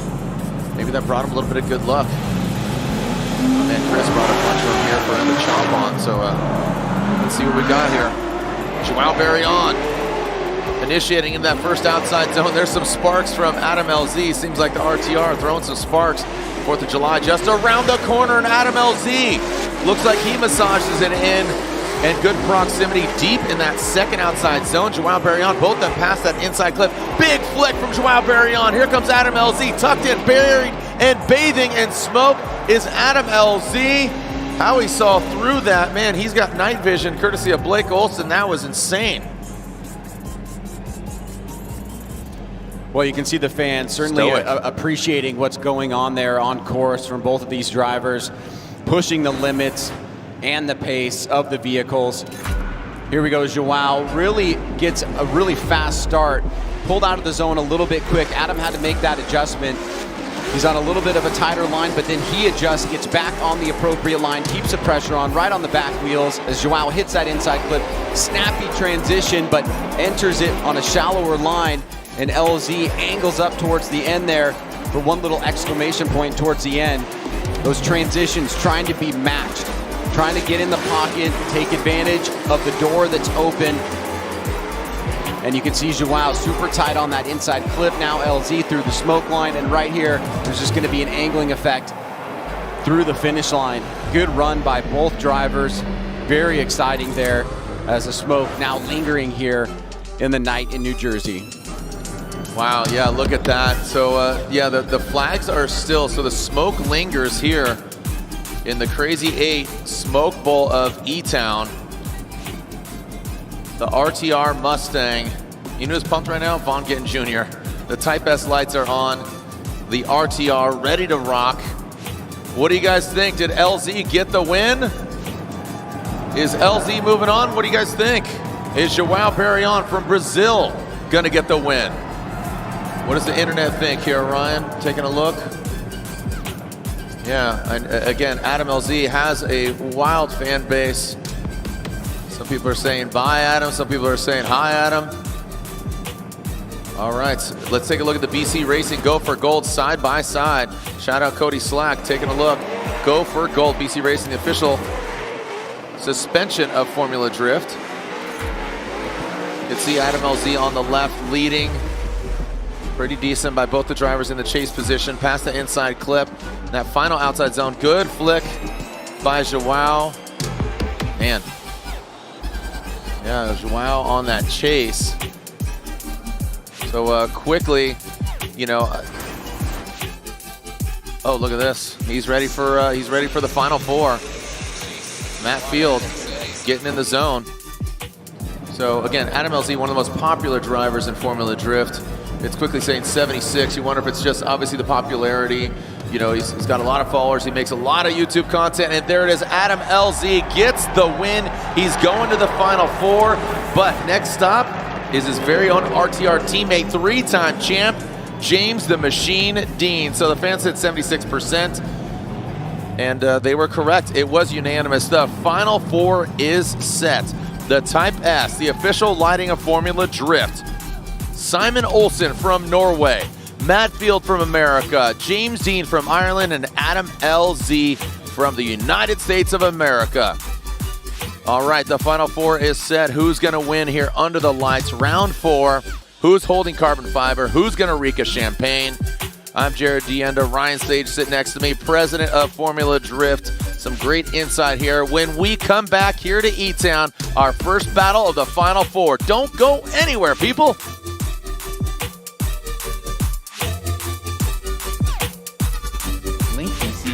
We know what it takes to win, pushing boundaries, performing under pressure, and having the best people on your team.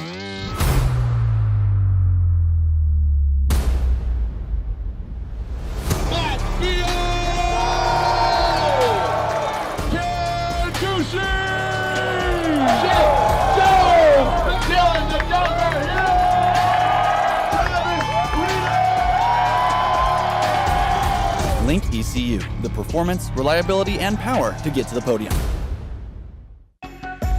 One bottle, so many great things. When your engine reaches 75,000 miles or more, like on this truck, years of carbon buildup leads to reduced fuel economy, increased wear, poor acceleration, and higher emissions. Max Restore is specifically designed for high-mileage engines with quality PEA and proprietary detergents to remove those stubborn legacy deposits. And it includes a friction modifier to reduce future wear in the upper cylinder of your vehicle's engine. Restore performance and protect your high-mileage engine with Royal Purple Max Restore.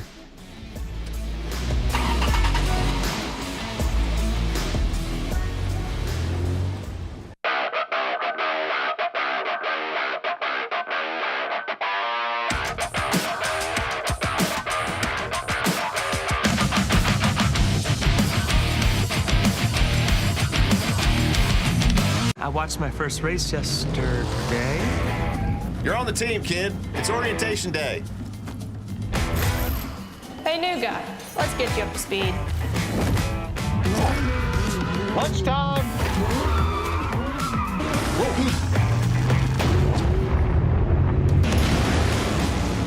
Your workspace is ready. Looks like you got a corner office. Be part of something greater. Toyota. Let's go places. NGK makes ignition coils. Why? Because we prefer a running partner that can keep pace. We know ignition, and since our spark plugs don't run alone, we put some of our energy and expertise into making better coils. NGK ignition coils are engineered to OE durability and performance. And because we race to win, we improve the design, testing, and validation of our coils for better performance. NGK spark plugs and coils, better together.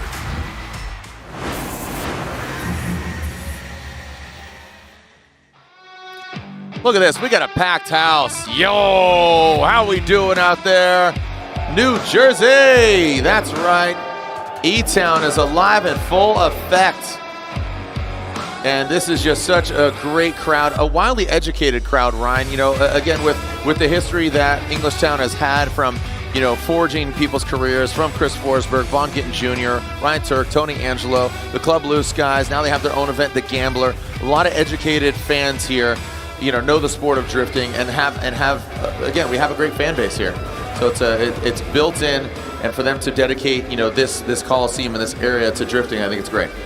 Absolutely correct. I mean, this is a one-of-one event, a one-of-one location, and it is something that has been a long time coming for the sport of drifting, Jared. Yep. All right, so as we're getting prepared for our Final Four, let's throw it down to Rhett Nickel, who's with one of our Final Four drivers. Matt Field, Final Four coming up. So happy, in a great mood down here, and everything looks like it's been moving along very perfectly. Would that be accurate in saying that? I mean, I guess the perfect way is to qualify first, get no one more times, and win every battle. So we're not quite there, but I'm having a good time. The battles are intense. I'm learning every lap, and I'm able to push myself 100%. So to me, that's a good day so far, and going into the Final Four, I'm excited. Like, this is going to be a good battle. I love that. What are you discovering about the track with the sun coming down since that temperatures have cooled down? Is the track shaping up differently? To be honest, it's kind of hard to tell about the track because as it cools down and you go later on in the battles, the driver just keeps going and ramping in and pushing harder and more throttle and doing stuff he never thought that he was capable of. So that's kind of where we're at. I'm in a very good place. My battles with Rome were super intense, and I was able to do some of the best following I've ever done here. So I'm happy. The team is freaking awesome, and the GT radials are hooking up, and that's what you need out here right now. So air them down, foot to the floor, let's go. Matt, thank you so much. Man, what a joy it is to see that big smile on his face, guys. Let it be known that Matt Field is guaranteed a podium, third place at minimum. So because of his qualifying position, he is the highest qualifying driver out of the 4 that are in the Final Four. So again, points at stake with him coming into this round of competition, sitting 3rd, Osbo out, Denofa out. That's going to shake things up. Taking a look, yeah, I mean, Matt Field wants his name amongst these legends. You know, Sam, Reese, Tanner, Forsberg, Gittin, Daijiro Yoshihara, Daigo, Essa, Osbo, a 3-time champion now. James Deane is in the building. So again, these are the iconic names of 19 years of championships, and it all culminates October. Irwindale, we'll find out who is our 2023 champion after this round. St. Louis, you got Seattle, we got Utah. So again, St. Louis, Utah, Seattle, and then Irwindale. So there it is. We're seeing the Momo safety equipment being utilized, throwing it on. The Type S Final 4, the top 4, ready to go down. Matt Field, Simon Olsen. Simon Olsen, I guess what? That S chassis is obviously suiting his style. On the other side of the bracket, James Deane, the 3-time champion, going against his RTR teammate of Adam LZ. Wow, if you would have told me this would have been the Final Four, I would have said, no way, I mean, just crazy. And that's what I love about FD. It could be anybody's game. When we come back, it's that 4-lit exhaust Corvette, the Beast in the Bay, versus Simon Olsen. When we come back here at E-Town, the crazy 8-track is literally pretty darn crazy here at E-Town.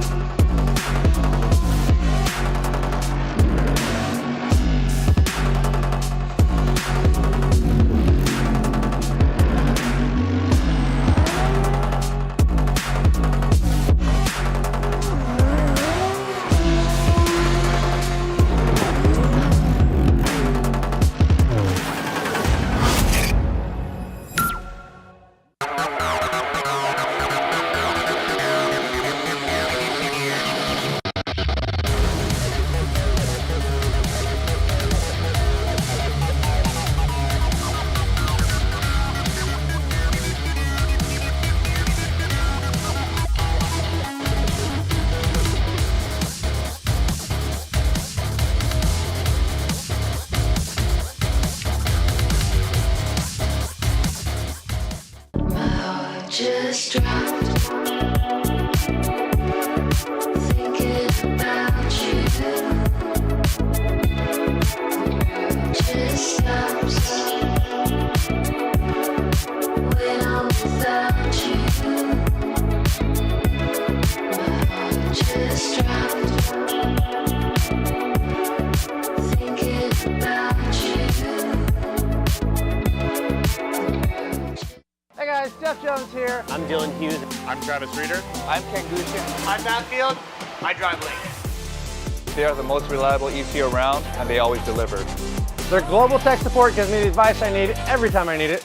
Their products are super easy to install and easy to set up for the performance that I want. They stand behind their products and support their customers. They're always innovating and delivering great new products and performance features. I drive Link.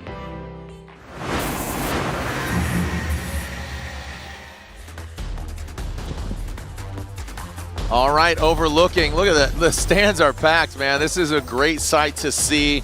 Drifting is alive and well. What started in 2004 at Road Atlanta, an idea of Ryan Sage, our current standing president and co-founder, alongside Jim Lau.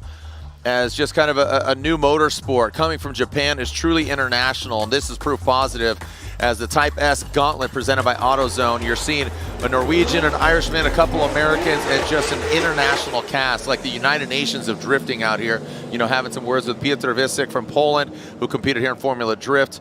You know, a couple Brazilians. You know, we saw Joao go out. You got Lithuanian driver. And remember, you can bet on FD New Jersey. Sign up now. Look forward to this for future rounds of competition.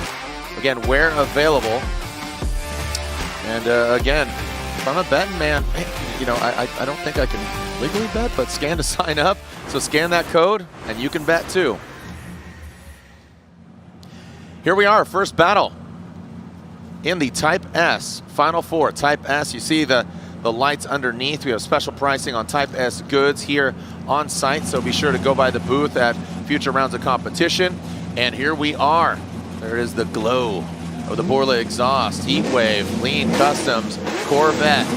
Ford Star standing out. That's a good indicator of minimal or no corrections. Those big, bright white wheels. And here we go, white wheels on Simon Olsen's vehicle as well. Into that first outside zone. Look at Matt Field flirting with that wall. Simon Olsen tucks in. Has to back off a little bit to allow him to pass into that second outside zone. Almost dipping some of that GT radial tire. Both these guys on GT radials past that inside clip. Good transition. Look at Simon Olsen, tit for tat, into that last outside zone. Look at Matt Field. Simon Olsen is a tear right now. Simon Olsen, wow. He's so close, he can taste it. He is one step away from a podium, but he needs to get through Matt Field. Field initiates right up against the wall, fills that outside zone. Olsen backs off, surges forward. Great job in the mimicking effect right here. Amazing to stay that close to Matt Field through that inside clip number one. Now back around Field into the deepest part of the zone. Olsen not letting him get away. Keeps the pressure on. That was so solid. I mean, this is some of the best chase runs I've seen from Simon Olsen. And again, this is just the fourth event in this chassis, and you just gotta love these S chassis. You know, I mean, it's I figure 95. I mean, how old is this car? I figure almost 30-year-old chassis, and it's still competitive. I mean, just the aftermarket readily available, the horsepower, the supercharged LS. You know, the Corvette also, you know, don't knock that out. Here's Matt Field, who's just hitting strides. You know, when this car was debuted, he had some gremlins, but the car is working really, really well. I'm expecting Matt Field to be aggressive. You know, saw him in practice. He needs to. He needs to be aggressive. Yeah. You know, I recommend he don't bang doors, don't grind, but be consistent. You know what I mean?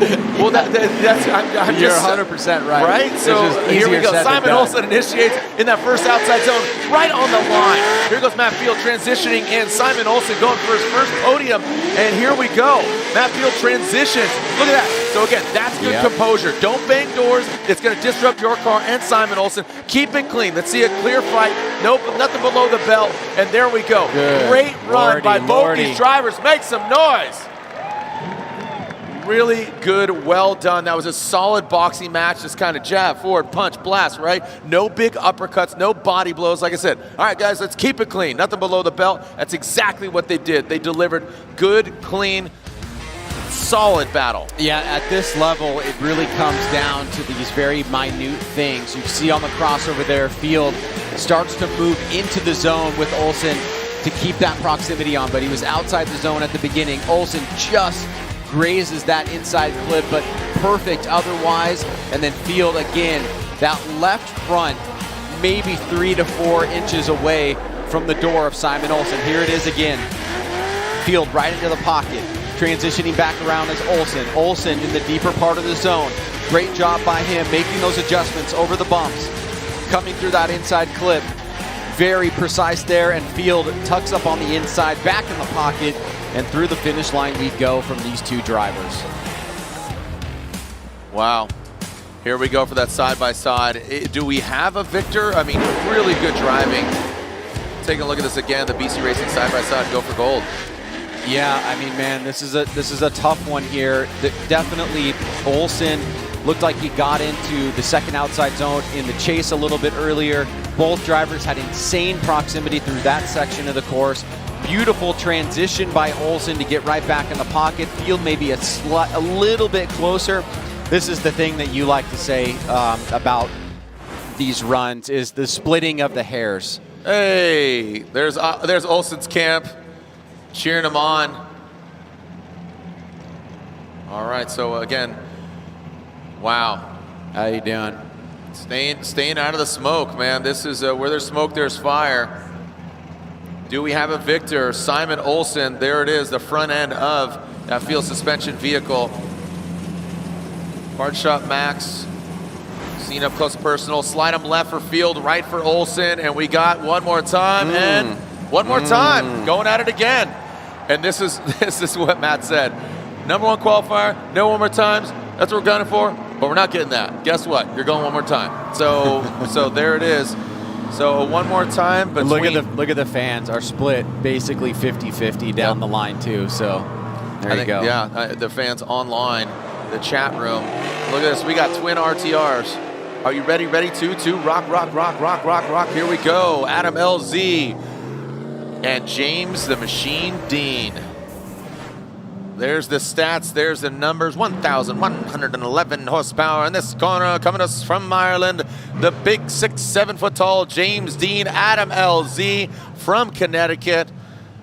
Again, we are going to see another RTR podium.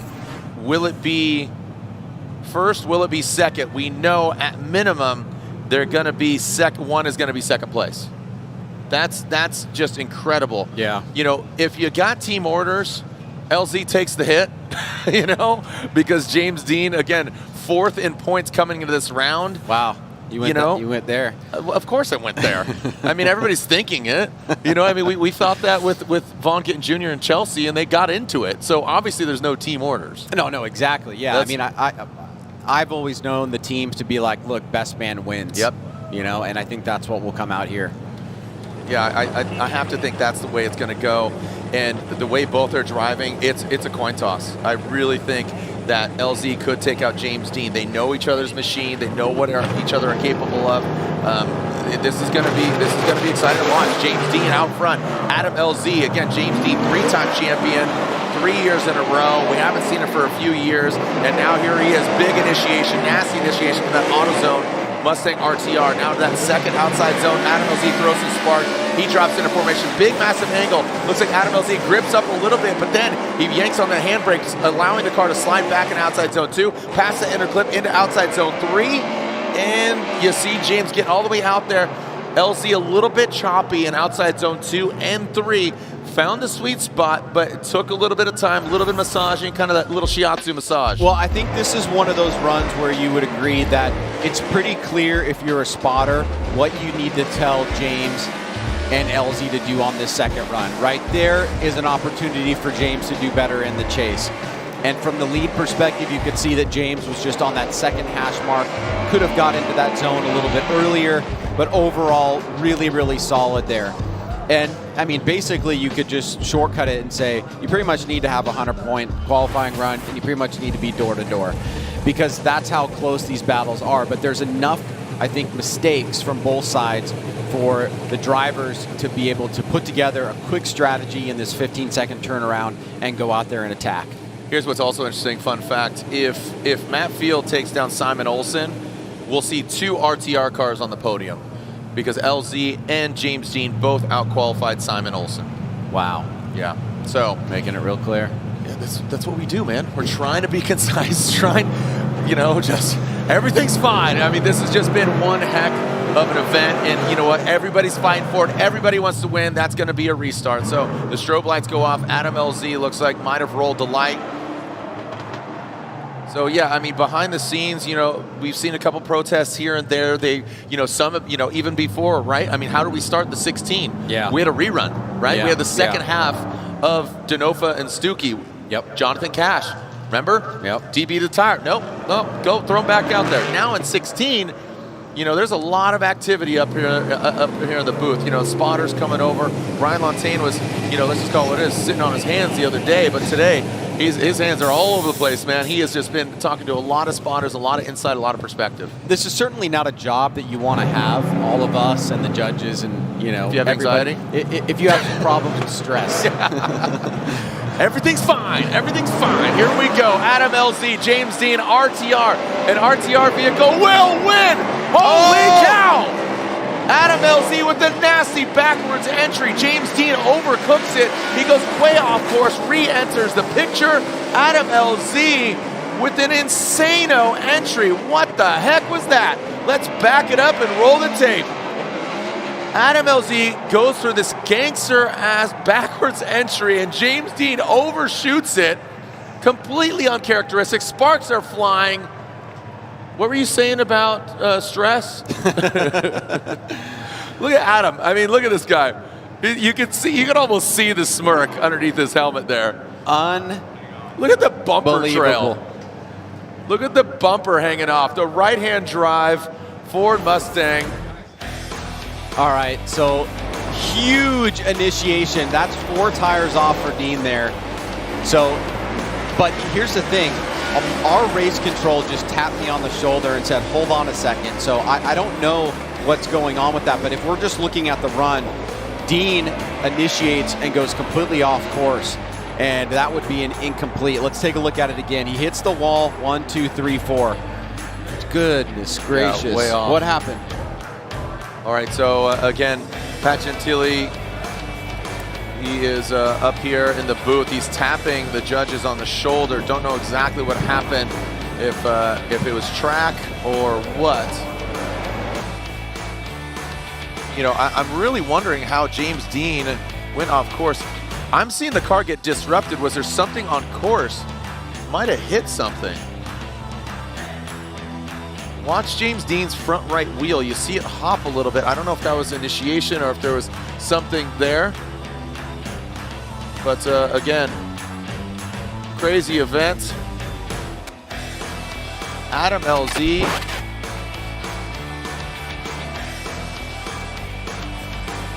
So you see Adam initiate, these sparks flying on that transition.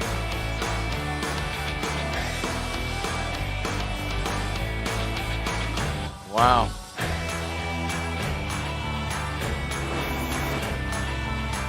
Look at this turn of events. Adam LZ.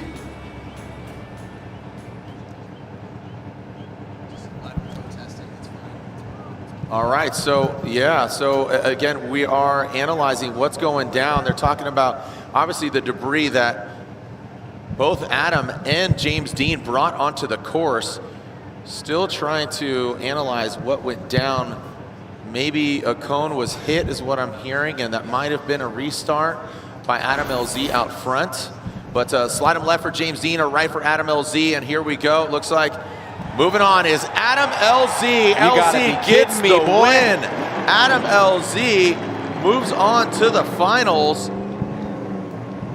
So again, wow. LZ moves on into the finals and awaits either Matt Field or Simon Olsen. I'm in disbelief. I'm floored. This is one of the most insane events we've had. now you're coming to the realization. I said that like 30 minutes ago. And you're like, what's going? You. Okay, thank you. You're like, what? What's got you going? I said, Help this me, whole I'm tired. event, dude. I'm not tired at all. I'm pumped up. We are excited. We are fully torqued and we are getting after it. That's right. Adam LZ gets it going. He is going to the finals. Can he win his first pro event?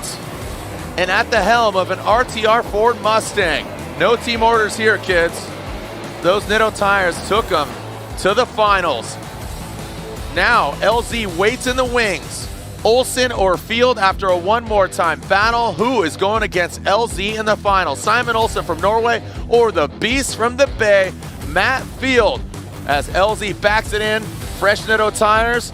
Who's going to the finals? We'll find out when we come back.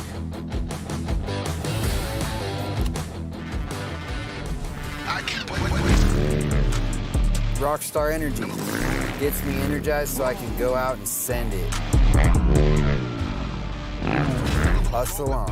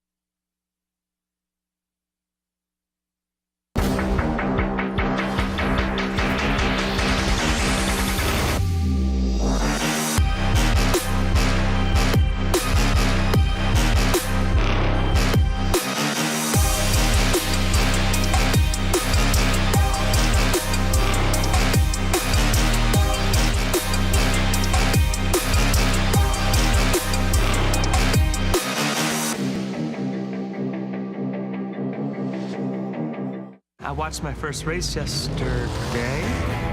You're on the team, kid. It's orientation day.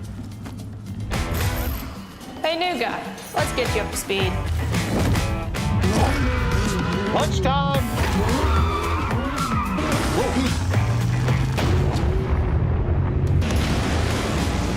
Your workspace is ready. Looks like you got a corner office. Be part of something greater. Toyota, let's go places.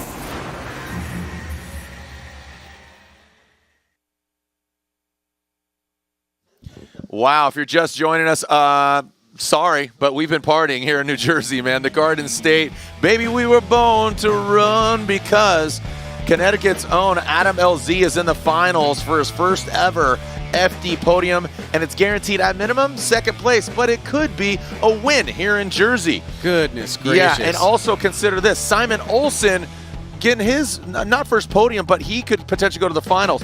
So take a look at also qualifying in the red square there. So Matt Field, guaranteed a podium. If he loses, he'll get third place. But if he wins, you got Matt and Adam going to the finals, and James Deane will get third place. So, again, all right. So, look, everybody, woosa, gather your thoughts, because, Lorette, what's the vibe down in the RTR camp right now? Oh, Race Shake is a dream. There is a lot of stuff going on. Right now, it seems like we have a second to catch our breath. Adam LZ came back to his pits. He jumped out of his car, and he wanted to find his teammate, James Deane, immediately. That's also what he did with Chelsea Denofa. That was his first order of business. He wanted to talk to his teammates. I don't know what was said. They left that between them. But Adam LZ is over here, and it's so cool to see. This is the first podium that Adam LZ has gone to, and he has potentially, in Irwindale of last year, sorry, we're repoing. It's you, you're in the finals. Adam LZ, amazing. It feels like you have just put your head down and you are fully focused. Yeah, no, James is like one of the best drivers in the world, so I just tried to send it as hard as I could, and I didn't go flying off track, so I'm stoked. Adam, thank you so much. We'll see you in the finals. Best of luck, guys. Thank you so much. And look at that. You could see Adam's smirk underneath his helmet when he pulled to the line, waiting for the verdict. And like I said, I think it's the Sally's of Pete's. Sally's Pizza that, again, Chris Kane brought a bunch of, and they've been heating them up in the pits. I'll tell you what, if that's the case, he's going to be flying some to whatever round Adam's got from here on out. Again, split. Again, Adam can't win the championship. He's only doing 4 rounds. So here we go. Who's going against Adam LZ in the finals? Is it Matt Field, the Beast from the Bay, and the Borla Corvette, or Simon Olsen, the Field Suspension S chassis? Matt Field transitions into that second outside zone. It looks like Simon Olsen gives a little bit of room, but now he catches up. Look at that proximity, not mimicking exactly the angle that we saw earlier today. Takes and punches out that inside clip. Here comes Matt Field, get all the way to the course's edge. Want to get that eye in the sky view. Again, by comparison to that first run, we know what he's capable of. We know what Matt's capable of. So like I said, let's keep it clean, boys. What do we got? Well, Olsen has been consistent through this entire event in the chase and the lead, and it's really about finding that next level, that additional gear to get him past Matt Field. Right there is a good example of it, but he comes up a little bit tight on that inside clip, and on the transition here, he's back in the pocket, falls back for a second, but we are seeing so much proximity at this track that even when you have 5 feet of difference, you notice it because guys are surging so close. Right here, leaving outside zone 2. I mean, look at that. That is absurd. That is maybe 3 inches away with the front right. And knowing what your car can do and also knowing all of the spatial elements around your car, how close I can get without hitting the guy in front of me is absolutely incredible. For the boys, here we go. So Simon Olsen will now lead Matt Field, the beast from the Bay. So this should be a good one. So Simon Olsen will lead Matt Field, chasing him down. LZ waits in the wings. The RTR. Be interesting if RTR and Matt Field goes against each other. An All-American battle. I know there were some protests thrown out there a few rounds ago. So let's see what we got here. Simon Olsen leaving the start line through the chicane. Send it! Simon Olsen, field suspension S chassis. Matt Field, the white 4-star, standing out. You can see them through the smoke, now transitioning in. Simon Olsen, Matt Field, you can see him jumping to the side. A little bit of left foot brake there from Simon Olsen. The fiberglass bouncing off the back of Simon Olsen. Matt Field drops back a little bit. What's going on here? Let's see if he can reap the reward. Simon Olsen fills all of that outside zone. Wow. An amazing run. I know that you're watching back in Riverside. Steph, see you tomorrow. Tyson, love you. Zay and Dadex, thanks for watching. Let's go. Well, another one that's going to be very deeply analyzed. Great job by Matt Field to scoot up there and get into the deeper part of the zone early against Simon. Simon right there, very consistent, smooth out front, dealing with the bumps, perfect on that inside clip. Good transition back around. Here comes Field, trying to tow up the rear end and close the door towards the finish line. But 2 good performances in back-to-back runs here by Field and Olsen. You know, this is the one more time battle. Look at that. You know, Simon Olsen going for a podium. He has podium before, I believe, if I'm not mistaken, or was that in Pro Spec? Wow. So again, if Field wins, James Deane gets 3rd. If Olsen wins, Matt Field gets 3rd, James Deane is out. But again, Adam LZ going against which driver? Who's going to the finals? Is it Matt Field or Simon Olsen? Left for Field, right for Olsen. Simon Olsen gets the win, is going to the finals. It is Olsen in the finals. The Norwegian flag is flying high right now. Look at this, the thumbs up. And Ryan, on that chase, Field just opened the door and did not reel him back in. So Simon Olsen is going to the finals against Adam LZ. Congratulations to him. That means Matt Field gets 3rd place. James Deane just a bit outside in 4th place. Again, that is deduced by qualifying. James Deane qualified 7th. Matt Field qualified 4th. Ryan, a great Cinderella story here for Simon Olsen. Where did it go wrong? Isn't it? I think, you know, Field made that mistake on the transition back around, shallowed up the angle, and that was a point of difference. I'm seeing a thumbs up from one of the judges over here. Meanwhile, Olsen, while having some mistakes, was more consistent in both positions, both times around. When you factor those things together and you're looking for a point of difference, that's how you get Simon Olsen as the winner. Yeah, I'm trying to do some, oh, look at that. Is she talking to him on the phone? There he is. Yeah, talking to Simon, talking to the family. And that's his mom right there cheering him on. Again, Simon, a competitive, he got 2021 Rookie of the Year. He's competitive in both Europe and the United States for the past 6 years. Debuting in 2021 after bypassing the pro spec, he just went right into pro. Are we going to do what we did last year? What's 7 that? rounds, 7 different, or 8 rounds, Oh. 7 different winners. We're already that's on 4. that. Yeah, yeah, 8 rounds, 7 different winners. So all that's hands on deck. guaranteed now. Absolutely. Yeah, so again, Matt Field won round 1, Vaughn Gittin Jr. 2, round 3 Chelsea Denofa, round 4. Is it going to be RTR 3 in a row? Making it real clear. Again, Simon Olsen, I mean, this is where Simon's like, exhale, cool. You got to think Odie, I could see Odie there in the background talking to Kevin Wells. And Odie's got to be, screaming in his ear a little bit, giving him some advice, or is he whispering? Whispering, keeping it calm, or is he saying anything? That's funny. I think he will give him words of wisdom in a way that will be effective for what he's learned about Olsen as a driver. Yep. They've obviously worked close together. The cars are amazing. I mean, look at those cars right there. I mean, they look beautiful. They perform just out of this world. And it has paid off in such a way that he's found himself in the finals.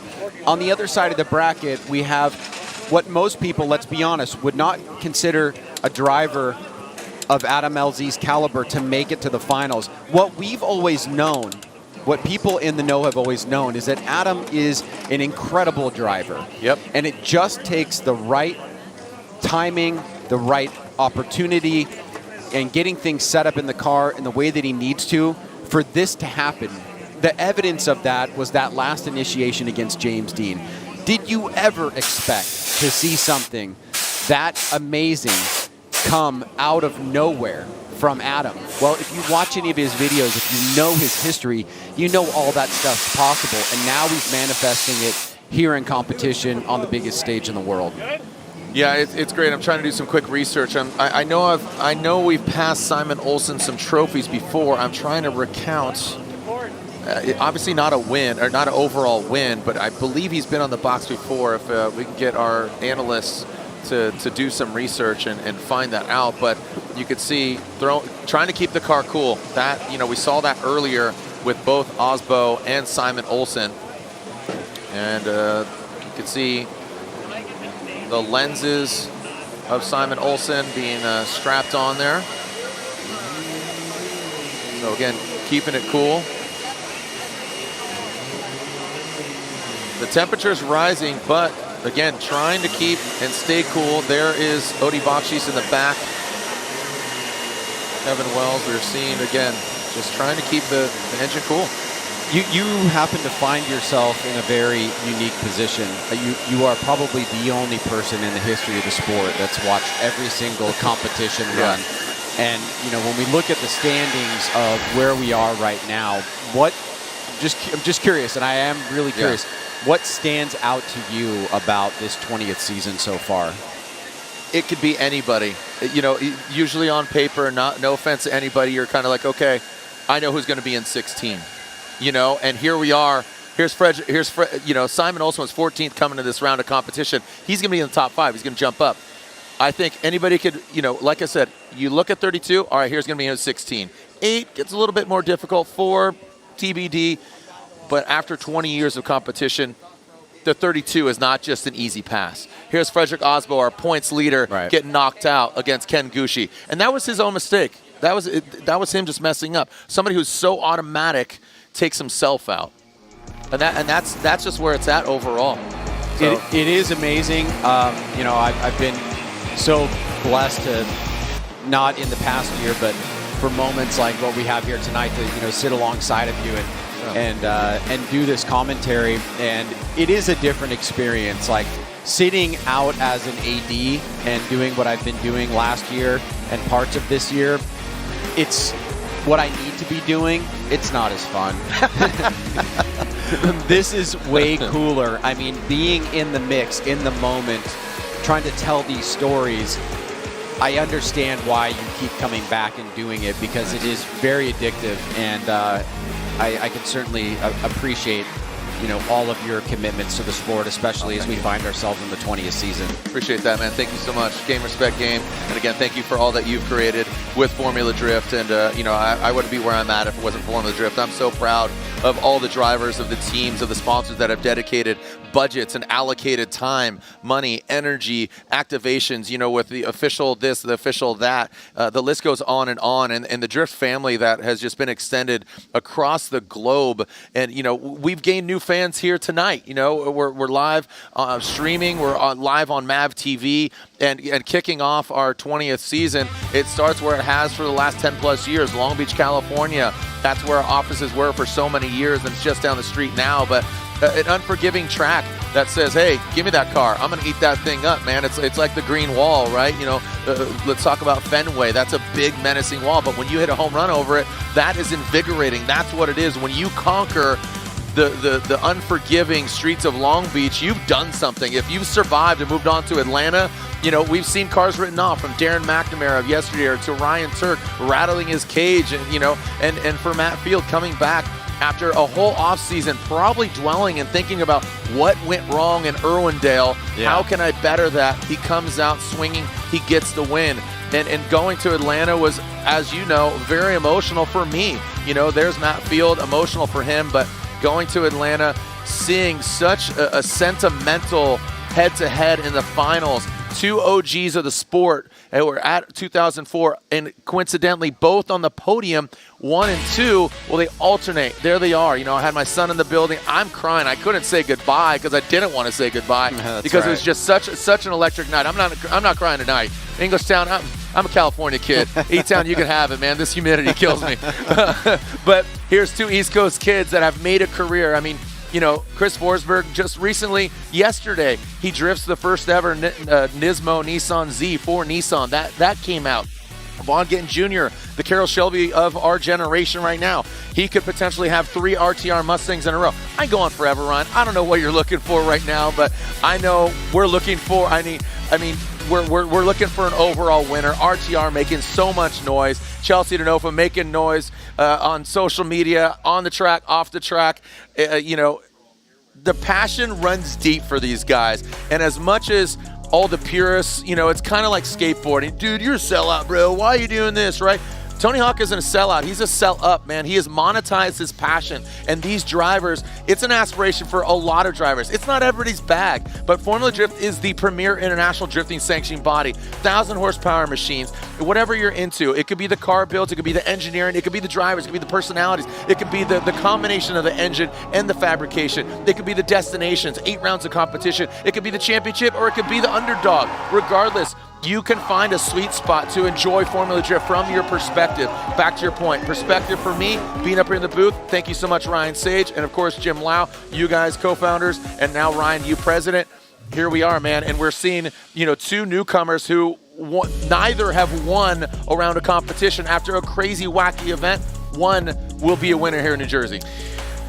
There are very few things more powerful than people going out and living their dreams, and I love the fact that we're seeing it right now, and that we have been for a long time with these athletes that are putting it on the line every weekend, 8 times a year, traveling around the world. You just got to love it. Thank you so much, Ryan. Some great words there as we are just moments away for our final break. Are we going to get a winner? Are they going one more time? We'll find out when we come back. Adam LZ and Simon Olsen in the finals when we come back. Type S Gauntlet presented by AutoZone here at E-Town. Round 4 of the Formula Drift Pro Championship. We'll be right back.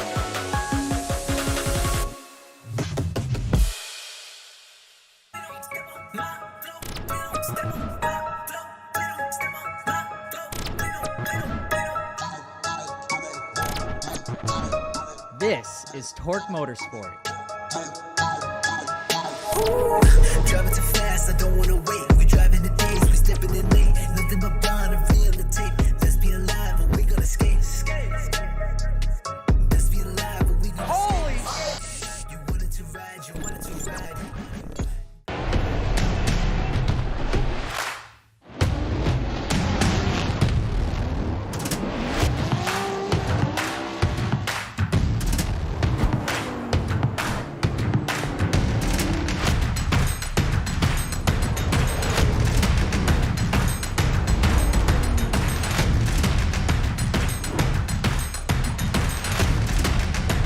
OMT Radio. Experience ultra high performance. For 30 Formula Drift teams, our professional Tire Stacks crew will mount over 1,000 tires during a weekend to keep our drivers on track, competing at the highest level. TireStacks.com, the official tire service of Formula Drift. You won't believe what a K&N intake will do for your truck. I thought a cold air intake would just make my truck sound better, but I installed a K&N intake. And now I can feel the power as soon as I hit the gas. It was such a simple upgrade, but it has totally transformed my truck. And now, I'll never own a truck without a K&N intake. You've got to experience it for yourself. Get one for your truck at knfilters.com.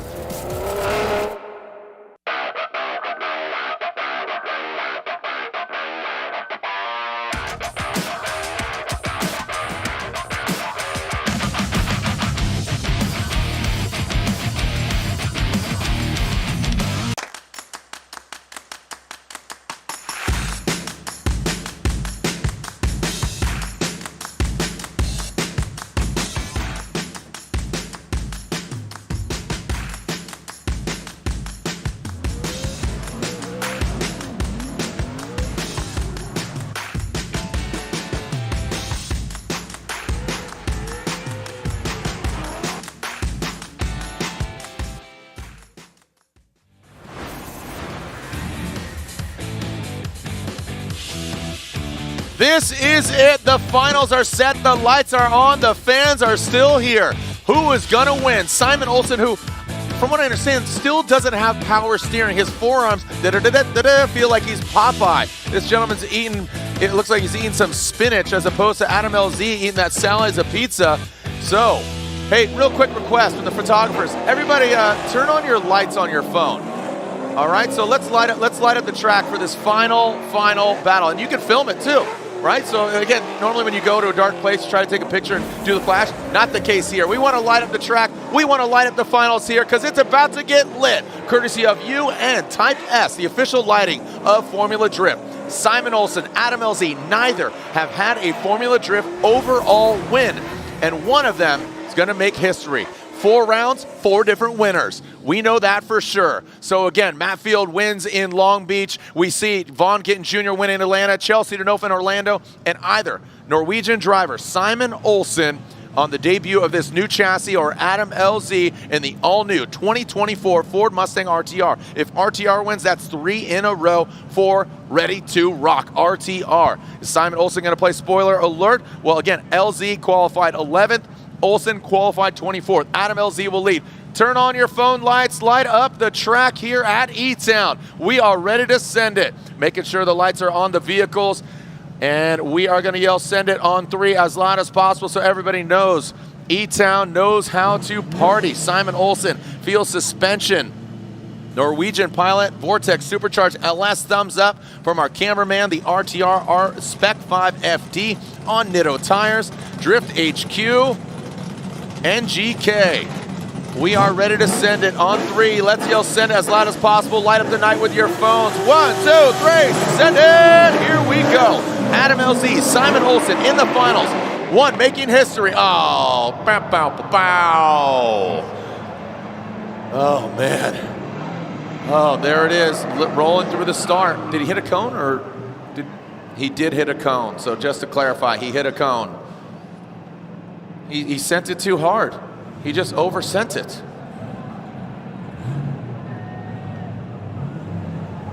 All right. 20 years. It all started 2004 in Atlanta. Back to the start line. There's Olsen. LZ making his way back. A cone was hit.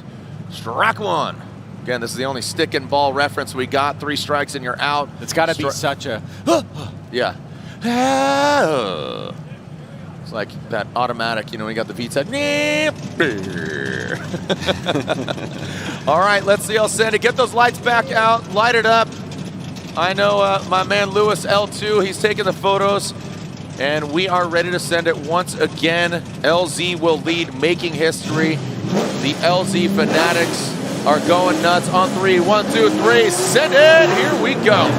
Who's going to dress? What the heck? 2 strikes. Oh, this would be amazing.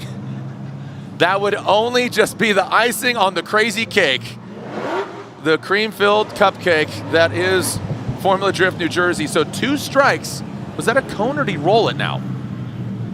So he jumped the light that time. Oh my gosh. We have only seen 2, count them 2, 3 strikes in or out. Adam, please don't make this happen. Nerves?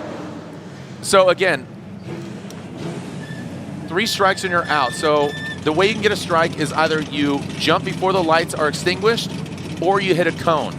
Adam hit a cone to receive his first strike, back to the start line. That second strike was received because he rolled the light prior to it being extinguished. He has to wait for the lights to extinguish in order to leave the light.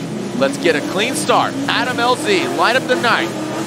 And there we go. He ensures no cones. Let's make sure no cones are hit. Holy cow, he's flirting with that cone. Adam LZ, we got a clean start. Simon Olsen. Sparks are flying into that outside zone 1. Now passing into outside zone 2. Big angle from Adam LZ. Look at that. Puts it right into the sweet spot. Simon Olsen tucks in, mimicking the angle a little bit out of 10%. And then now into that last outside zone. Big, massive transition from LZ. Oh, doctor, look at that. But Simon Olsen right there. That was a nasty transition from Adam LZ. Past the end clip. Watch this again, Ryan. Just that attitude. He transitioned, transferred, and bingo bongo right on it. That was probably the sickest part of the run for me. The first outside zone was pretty well executed, but he could have been deeper there. And you can see Olsen trying to take advantage of it. They're on the inside of that outside zone, but past the line. Now watch this. Boom. Snaps to a huge angle right at the beginning of the zone. Fills it all the way. And again, we go back to this idea, this concept of understanding what you need to do on the second run, having evaluated what your competitor did. And I see opportunities for both drivers. You can see areas where LZ could have done a little bit better in the lead, and certainly Olsen in the chase. And those guys have to take that on board and go out and execute what their spotters are telling them. Snapping necks and cashing checks. Adam LZ snapping transition into that last outside zone 3. The refinement can be done, like you said, on either side of it. Simon Olsen or Adam LZ. And again, refinement. I'm the cheese, you're the wine. I get stinky while you stay fine. Here we go. So again, who's going to refine it? And who is going to deliver? Olsen will now lead Adam LZ, giving chase at E-Town. The Crazy 8 track that I have just nicknamed it here this weekend is absolutely crazy. Loco. Here we go. E-Town. Simon Olsen. Adam LZ. Let's see if we get a clean start. Yes, we do. Olsen, field suspension, S chassis, GT radial tires, the Nitto tire, Mustang. Adam LZ gets into formation, drops that back bumper. Can he get that proximity back? Olsen filling that second outside zone. Look at the power on deck from that RTR Mustang. Hobbs giving a jump to the side of the S chassis. Now transitioning past that inner clip into that last outside zone 3. LZ throws it in. A good transition. Ooh, it looked like he was almost going to loop it in the chase position. Make some noise, New Jersey. If we have a winner, we'll bring them down. We know that third place is going to Matt Field. Again, Field, third place. We'll see him on the box. Ryan? So much tension in the building. Both drivers going super deep into outside zone 1 at the beginning, tapping the wall. Now you see LZ starting to attack. He's trying to maintain proximity with the right line and angle. But Olsen out front, very stable, concentrated. Does a great job executing this final outside zone. Falls right into line. He's been super consistent all night long. It's paid off for him. He's in the finals against Adam LZ. The odd couple here tonight. These guys battling it out, dealing with the bumps, coming across the center section. And you can see driving through the smoke line. Bumper not intact. Huge angle from LZ as he tries to close a door on that last bit of 60 feet of real estate to cross the finish line. All right, analyzing it even further with a fine-tooth comb. The BC Racing side-by-side. Look at, oh my gosh. Adam gapped him a little bit at the beginning of the run on his lead. And then you see Olsen coming back. Olsen gets a little separation on the inside clip 1. LZ closes the door. LZ almost, I would say, perfect job in the lead on that last outside zone. Tough call here for the judges, for sure. This is how it's been, and this is what we came to expect and come to expect when we come to E-Town. With just such an unassuming track, no banks, mom is looking on, family looking on, Olsen fans cheering them on. Do we have a winner? After just such a crazy, congratulations to Cole Robbins, who got the win last night, 19 years old. He gets the victory. Cole Richards, thank you. Thank you so much. Sorry about that, Cole Richards. So, Olsen or LZ, slide him left, slide him right. Let's go one more time. If you're a fan of the sport and that graphic comes up in the finals, you kind of know. I was like, what's going to happen? I don't know. There they go. They're going one more time. You agree with that call, Ryan? I'm fine with it, yeah. Yeah, I know that answer. All right, so again, they are going at it again. Do you guys agree with that, New Jersey? Do you guys agree with that call? They are going one more time. Fans sticking around. Again, local time, 10:05. Be sure to tune in for our future rounds of competition. Future rounds of competition in just less than a month. We're going to be just outside of St. Louis, Missouri, Worldwide Technology Raceway Park. Again, with 4 rounds after this, you can see we are at E-Town, July 13th, 15th, St. Louis, Missouri. Monroe, Washington, just outside of Seattle, August 11th and 12th. Grantsville, Utah, just outside of Salt Lake City, Utah Motorsports Campus. Second time we're ever going there. Yeah. And then Irwindale, California. Never heard of her. Never heard of her. It's a new one? Is it supposed to be good? The Shack of Drift. Okay. The Shack of Slide. Something like that. Yeah. The Casa of Clutch Kick. Is that what it is? Oh, the House of Drift. That's right. October 13th through the 14th. We will be out there to crown a 2023 Formula Drift champion. Shout out to Jeff Abbott. He's watching. He's saying he's having some fun here. And again, here we are potentially seeing RTR 1, 2, and 3. Vaughn Gittin Jr. making the commitment in 05 to run the blue oval. That is the Ford and the Ford Mustang. They've made a commitment, and obviously Vaughn, he's got to be going nuts right now. He's got Adam LZ going for his first ever win. He's seeing his team from a distance, but Ford has been a great staple in the Formula Drift community, and Vaughn has been pioneering that. I know, Justin Pollock, he's no longer competing in Formula Drift, but let's take a look back at Ford's role in the Formula Drift World and the Formula Drift Championship.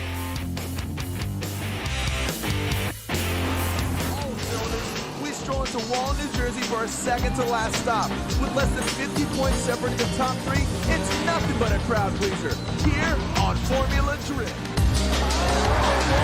Chris, a little lower down. Maintaining the drift is Darren McNamara. But hey, Vaughn Gittin Jr. ain't no slouch. He's letting it all hang out, but Darren McNamara is just Seeing my car out there that I drove for 5-6 years, this is just unbelievable. Daijiro beats Vaughn one more time, but Vaughn stays on top of the points for the championship. Justin was a new guy on our team. He came in, he had really some success, but, everyone on the team believed in him. We put him behind the wheel of a Mustang, and, this year it's a story for itself. He's been having a really, really awesome job this year. And now the judges have to factor in both runs. I'm just pumped. I'm back in my groove, but put it behind us, moved on, and we've made it back up to the top, so I'm pumped. We're going for 1 or 2, so we're stoked. Great lead run right now by Justin Pollock, but again, it's Daigo Saito in the chase, just so close on proximity. Look at that, door to door. Not many other drivers are doing that, even though JTP is driving phenomenally out front. We're going to have beautiful weather, and this track is pretty challenging. So, the way to win here is going to be dial your car the best you can for the bank, but make sure you get that speed in the infield.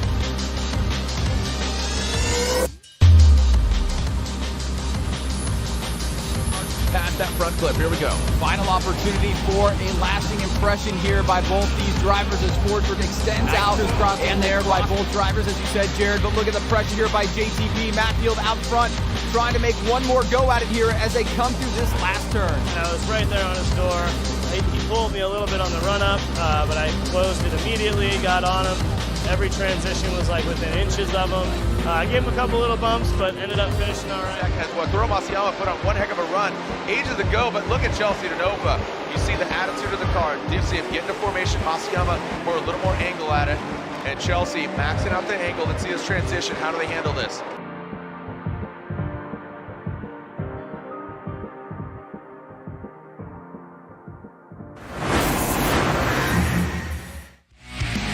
Adam LZ is down here with the team, and there is a very calm, positive vibe going on.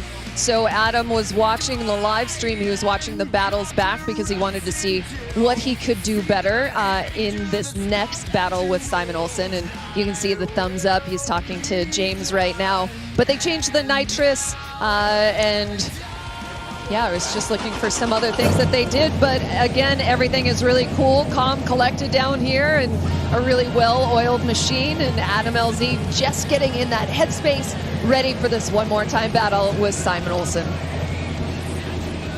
Lorette, thank you so much for all the insight you provide, and again, loving the hat. A little shout out to Victoria and the Vital Focus media. She's out there hustling, running around, and again, everybody, just shout out to all the media here. You know, Shutter Slayer, Yogi. I know we got you know, Kyle Cross. He's out there shooting photos. Nat Lewis and Larry Chen and his whole team. A lot of hard work and perspectives. Again, just the media team in the pits, shooting away. So again, thank you to all of you. Getting and delivering the messages for the sponsors, for the drivers, overlooking Simon Olsen here, tightening up. Where are my fans at, New Jersey? Stomp your feet, make some noise if you could. Stomp your feet, make some noise, let's get it going. Again, a little lull in the action here. We have, again, one more time for just joining us. The finals are upon us. Adam LZ, Simon Olsen. And there goes Simon Olsen making his way through the paddock and to the burnout box. The twin pedal commander burnout box is an absolute great addition to this round of competition. Simon Olsen making his way to the start. The one more time battle, Simon Olsen, Adam LZ, yeah, Norwegian drifting. 20-year-olds here, 26, 28, Connecticut and Norway. Who's going to get their first ever win? Again, Matt Field locked in for third place.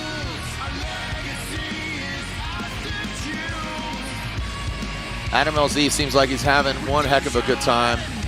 Again, a lot of attrition here, just mentally, physically. You know, you're running hot. We've seen all the weather here, from rain to humid. I mean, it's gotten really hot. It's getting a little cooler right now. Remember, join us at the podium. We'll be giving out those carbon fiber trophies, the signature trophies. Also, a Formula Drift Performance Award.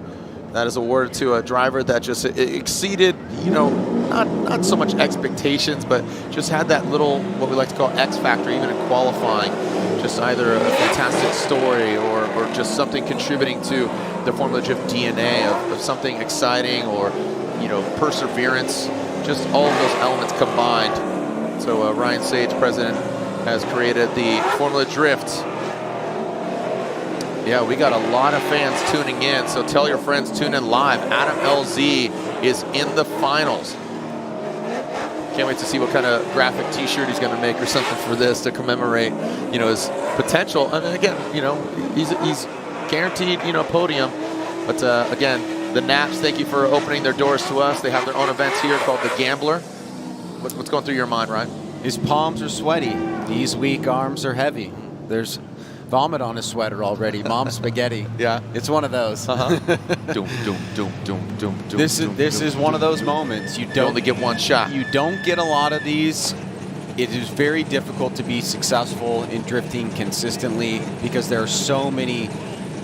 There's so many variations of what can happen in competition that you are not in control of. Yep. And you have to have a stoic approach to not allow that to affect you, and then go out there and take advantage of what you can control. Absolutely. You're in charge of your own destiny.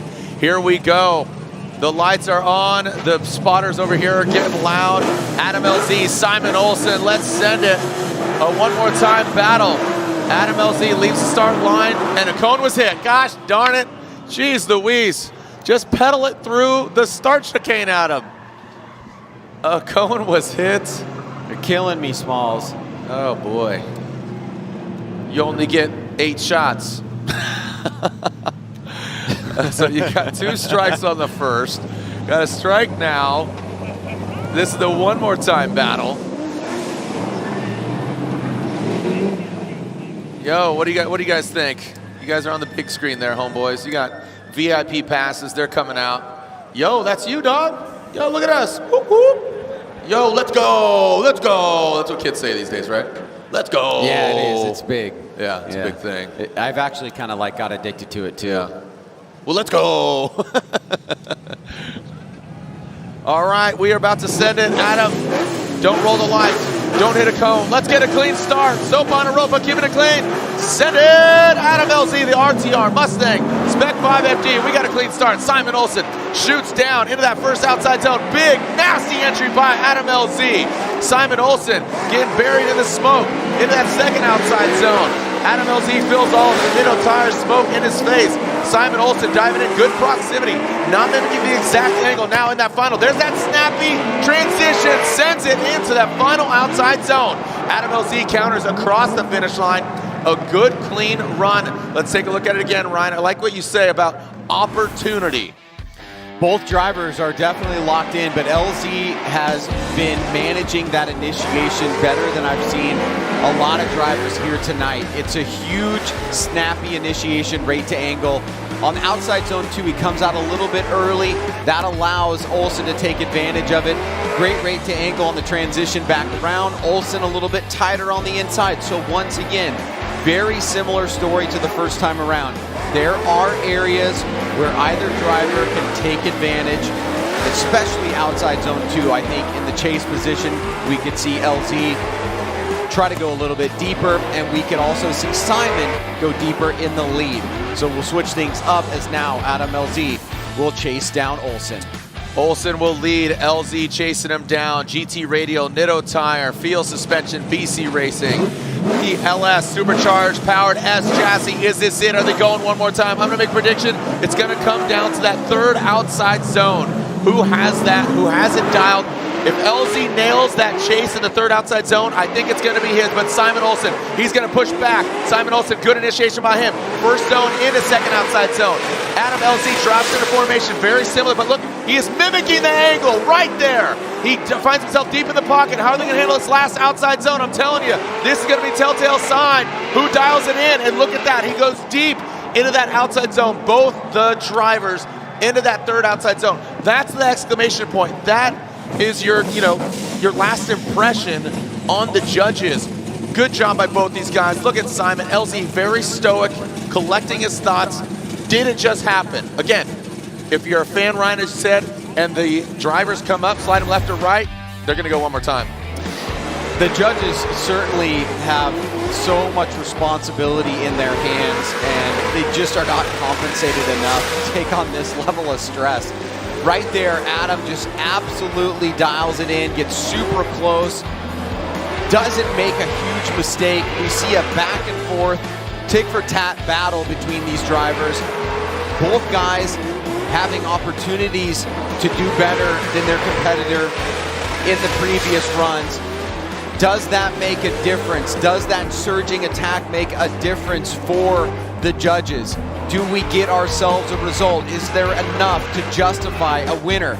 That's the question that we have in front of us right now. I have an answer for you. Go ahead. We got a winner. All right. We got a winner. Bring him on down. Again, hats off to Simon Olsen, his mom cheering him on. Bringing him down to the middle. Head on over there to the middle of the course. History is made here tonight between Olsen and LZ. Neither of these guys with a win. They're going crazy. Ron Bergenholtz is going nuts over there. Bergenholtz, Nitto Tires driver. He's been screaming like, I don't know, like a banshee.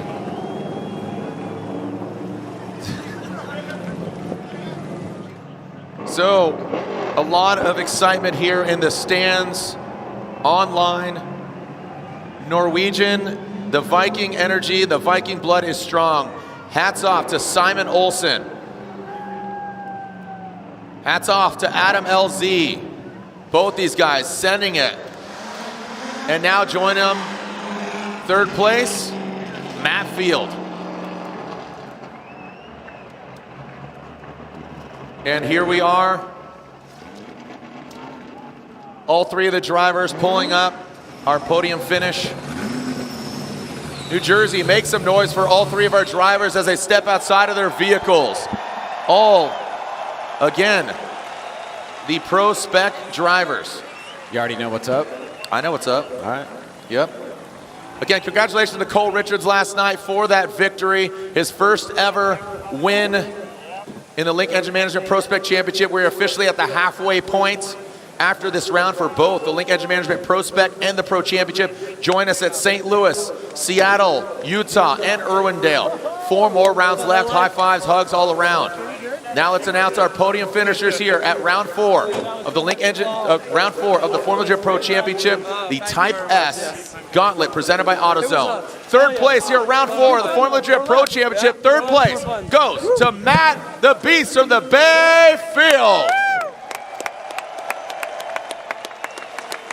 When I announce the winner, you'll know who gets second place. Here in New Jersey, E-Town, the Crazy 8, you can see again, both these guys making history. First ever win for either of these drivers. Congratulations to the driver that was unanimously voted by our judges, Robin Ishida, Brian Eggert, Chris Yule, Ryan Lontaine. Again, 4 more rounds left. Matt Field won the first round. Vaughn Gittin Jr. won the second. Chelsea Denofa won in Orlando. And your winner here, for the first time ever, unanimously is Adam LZ gets the win for the RTR Camp. 3 in a row for RTR. Simon Olsen gets second place in the Field Suspension S chassis. The exuberation here in the tower. The Nitto tires are loud. They are smoky, and Adam LZ makes history for himself. Again, that's cool. This is really cool. You know, Adam LZ, you know, from pro spec to now pro, jumping behind the wheel of a Mustang, it coming together for him. There's Chelsea Denofa again.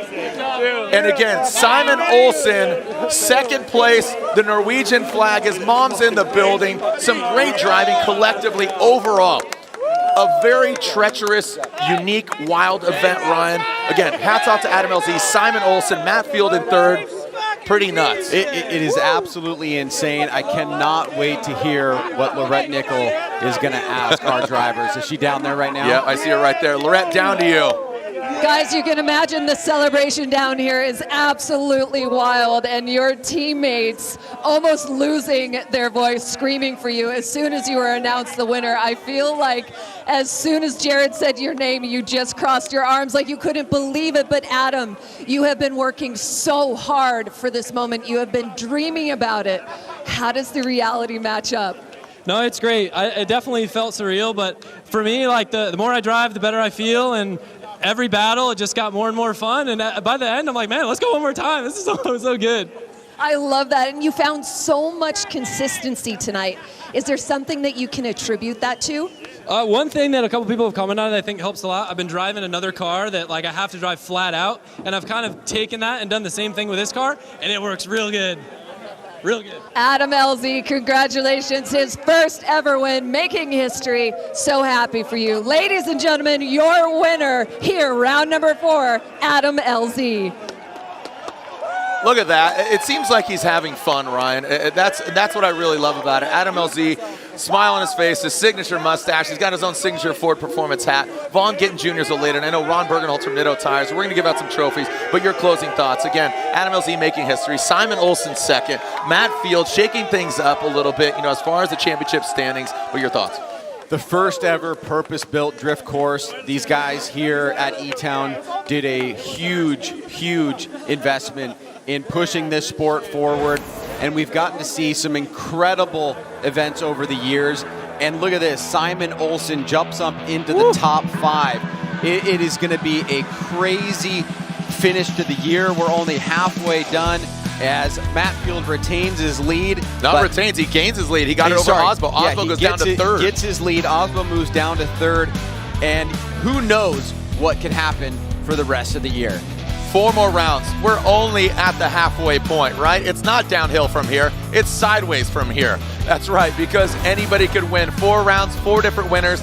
Thank you to Kemp and the whole team. Thank you to our 4 judges who have had a very, very trying experience here. Not any fault of anybody, just a crazy round. We'll see you in St. Louis, July 13th and 15th. On behalf of Ryan Sage, again, congrats out there to all the drivers. Cole Robbins, again, getting his first victory. Congratulations to Adam Elsey. Ryan Sage, thank you so much. And yeah, wow, unbelievable. Cole Richards, geez, again, I said it again. I'm exhausted. I need a beer. Get out of here. Let's get out of here. Cole Robbins, thank you so much. Jeez, I'm blowing it here. Yeah, Richard, whatever your name is anymore. I'm joking. My name is Jared Deane. There you go. Let's have some fun. We'll see you in St. Louis. We'll see you online, or we'll see you another time. Send it, Formula Gym Nation.